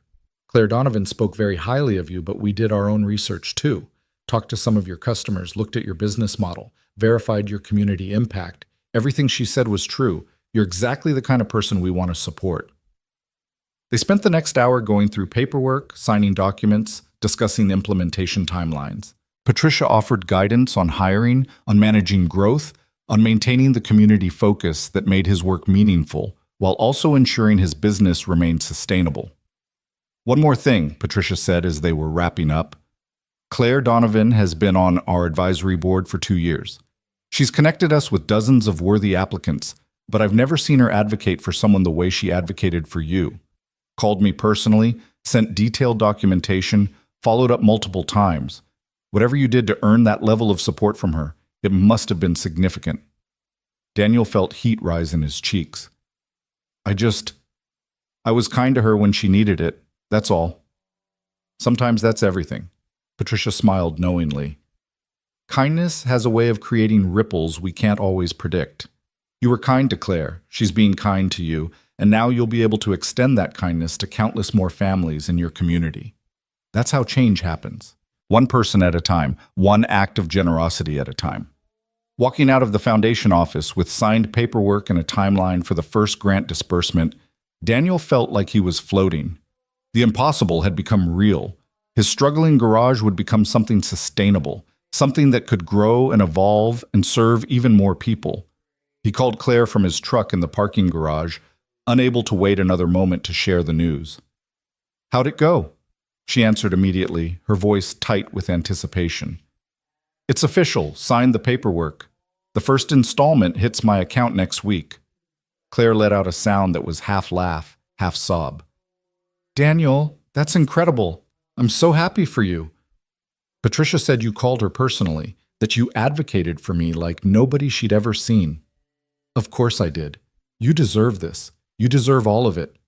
Claire paused, and when she spoke again, her voice was softer. Can I tell you something? Helping you get this grant was the first thing I've done in months that felt completely right. No ambiguity, no moral complexity, just pure good.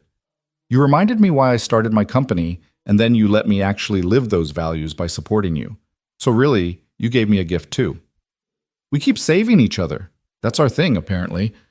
I like our thing. I like it a lot. He could hear the smile in her voice. Are you still free tomorrow? For dinner? Absolutely. Where should I meet you? I made reservations at Mercantile. It's in Union Station. Quiet, excellent food, the kind of place where we can actually talk without shouting over noise. 7 o'clock? Perfect. Should I bring anything? Do anything special? Just bring yourself. That's all I want. Just you, Daniel Hayes, exactly as you are.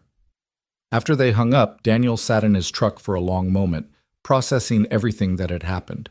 In less than a week, his entire life had transformed.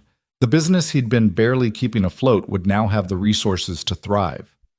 And the woman who'd been crying in an airport terminal was now the person he thought about constantly, the voice he wanted to hear first thing in the morning and last thing at night.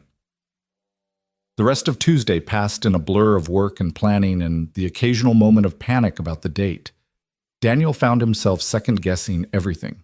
What to wear, what to talk about, whether he was ready for this, whether it was too soon, whether he was being disloyal to Sarah's memory by feeling this way about someone new. That evening, after putting Lily to bed, he found himself pulling out the box of Sarah's things he kept on the top shelf of his closet. Photos, letters, small mementos from their life together. He sat on the bedroom floor surrounded by memories, feeling the familiar ache of loss mixed with something new. Permission, maybe, or acceptance. I think I'm ready, he whispered to her photo, to her memory, to whatever part of her might still exist in the universe. I think I'm ready to try again, to let someone in. I hope that's okay. I hope you'd approve.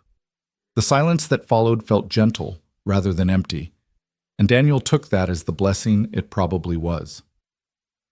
Wednesday morning arrived with crystalline clarity, the kind of perfect autumn day that made Denver feel like the best place on earth.